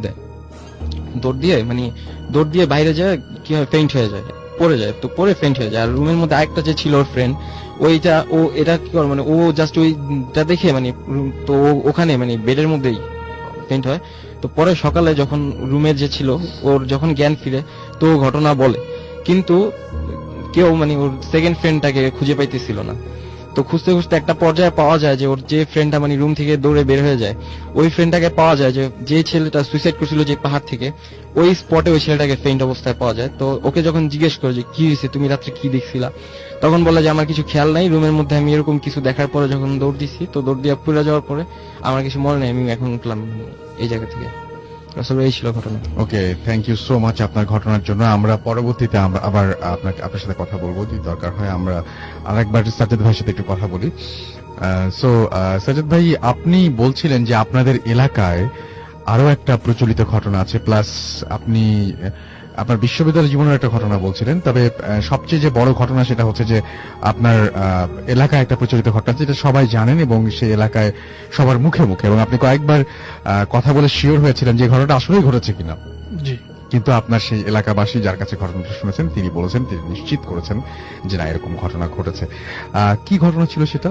এটা আসল ভাই একটা অগ্নিকাণ্ডের ঘটনা। এখন এটা কি কোইন্সিডেন্স না, আসলে এটা কোনো প্যারানর্মাল অ্যাক্টিভিটিস, সেটাই হচ্ছে বিষয়। ঠিক আমাদের এলাকায় নয় রাসেল ভাই, এটা হয়েছে আমি ওই সুমনের কাছ থেকে শুনেছি, আমার ছোট ভাই। এটা ঢাকা টাঙ্গাইল হাইওয়ের মাঝখানে একটা প্রমিনেন্ট একটা বাজার, সেই বাজারে ঘটে যাওয়া একটা ঘটনা আর কি। আমি নামটা উজ্জ্বল রাখলাম আর কি। তো এটা যেটা হয়, এটা ঘটনাকাল 20-25 বছর আগের একটা ঘটনা। তো ওই বাজারে একবার যেটা হয় রাসেল ভাই, যেটা হয় যে এক বৃদ্ধা অন্ধ আর কি, উনি ভিক্ষুক টাইপের আর কি, বাজারে ভিক্ষা করতে আসেন আর কি। তো নর্মালি যেটা হয় যে একটা এলাকায় যেটা যারা ভিক্ষা করেন তারা নর্মালি পরিচিত হয়ে থাকেন আর কি, একই পার্সন হয়ে থাকেন। তো ওই বৃদ্ধাকে ওই বাজারের কেউ আগে কখনো দেখেনি। সে বাজারে ভিক্ষা করার জন্য আসে এবং সে কারো কাছ থেকে কোনো টাকা পয়সা বা অন্য কোনো খাদ্যদ্রব্য নয়, সে একটা মিষ্টির দোকানেই যায়, যে সেখানে ওই মিষ্টির দোকানিকে বলে যে এই আমাকে একটা মিষ্টি দে। তো মিষ্টির দোকানি যেটা প্রথমে তাকে ডিনাই করে দেয় আর কি, যে মিষ্টি এখন করছি, এখন দিতে পারবো না, পরে আসো, দিতে পারবো না। তো সে আবার রিকোয়েস্ট করে যে আমাকে একটা মিষ্টি দে। তো তখন ওই দোকানির কি হয়, তার প্রতি কোনো মায়া জন্মাই না, সে করে কি, তার একটা কুবুদ্ধি হয়, সে বৃদ্ধা মহিলাকে বলে যে দেখি হাত বাড়াও, আমি মিষ্টি দিচ্ছি। তখন অন্ধ মহিলা তার হাতটা বাড়িয়ে দেয় সামনে আর কি।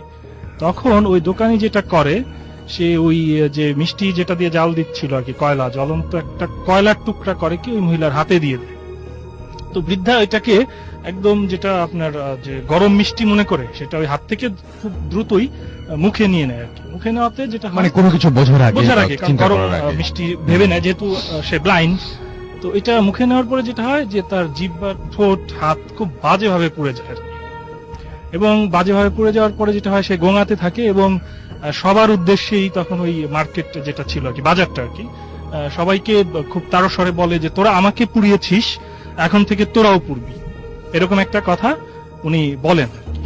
এরপরে যেটা হয় রাসেল ভাই, এই ঘটনাটা প্রবাবলি উইন্টার সিজনেই হয়ে যাওয়া কোনো ঘটনা।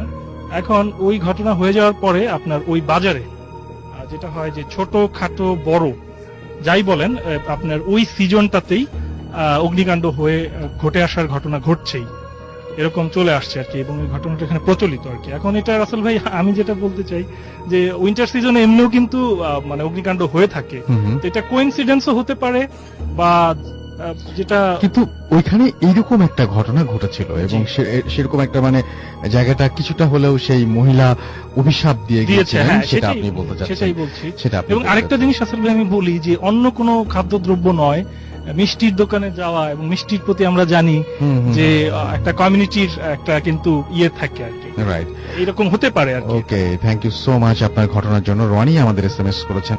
সরাসরি ঘটনায় যাই, আমাদের সঙ্গে আরেকজন অতিথি এই মুহূর্তে জয়েন করেছেন। আপনার নামটা একটু প্লিজ বলবেন এবং আপনি কোথা থেকে এসেছেন একটু আমাকে বলবেন কেন? জি, আসসালামু আলাইকুম, আমি সাকিব, খিলগা থেকে এসেছি। খিলগা থেকে এসেছেন। আজকে বেসিক্যালি আপনার কাজিনে আসার কথা ছিল, বাট তিনি মানে আনফরচুনেটলি তিনি সিক হয়ে গেছেন এবং তার বদলে আপনি এসেছেন। সো যে ঘটনাটা ঘটেছে সেই ঘটনাটা খুব অদ্ভুত একটা ঘটনা, এবং এটা তো মানে বলার সঙ্গে সঙ্গে কালকে দেখা যাবে যে অনেকেই হয়তো ট্রাই করবেন সেই জায়গাটায় গিয়ে যে আসলে ঘটনাটা ঘটে কিনা। কি ঘটনা ঘটেছে একটু আমাদের বলেন তো দেখি শুনি।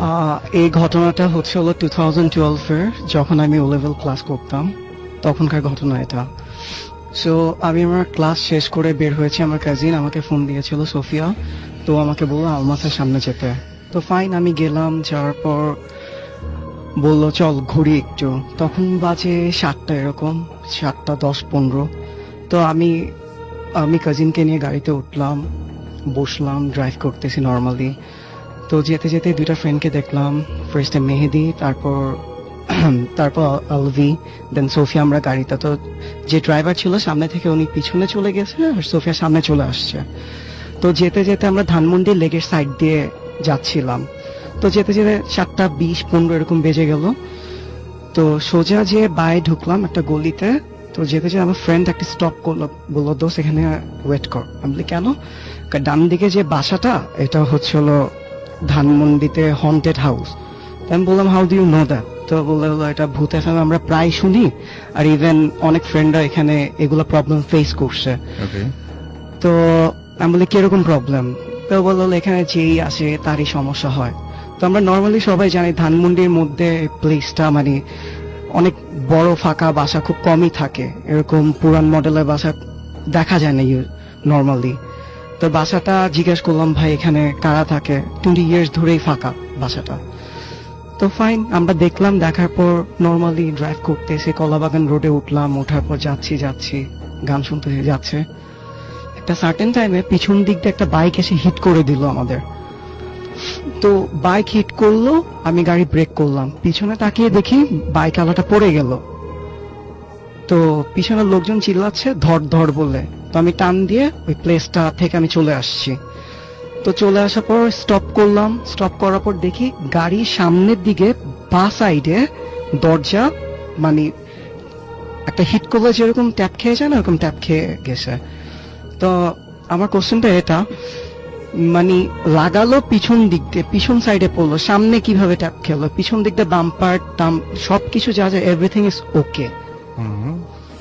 সো বাট ড্যামেজটা হচ্ছে সামনের দিকে। হ্যাঁ হ্যাঁ, ড্যামেজটা সামনের দিকে হয়েছে। তো আমাকে ও বললো চল বাসায় চল, বাসায় যেয়ে আমি তোকে নামিয়ে দিব তোর বাসায়। ফাইন, ওর বাসায় গেলাম। বাসায় যাওয়ার পর নর্মালি ঘটনাটা নর্মাল লাগতেছিল না। সো ফেসবুকে ব্যাপারটা মানে ভাবলো শেয়ার করবে।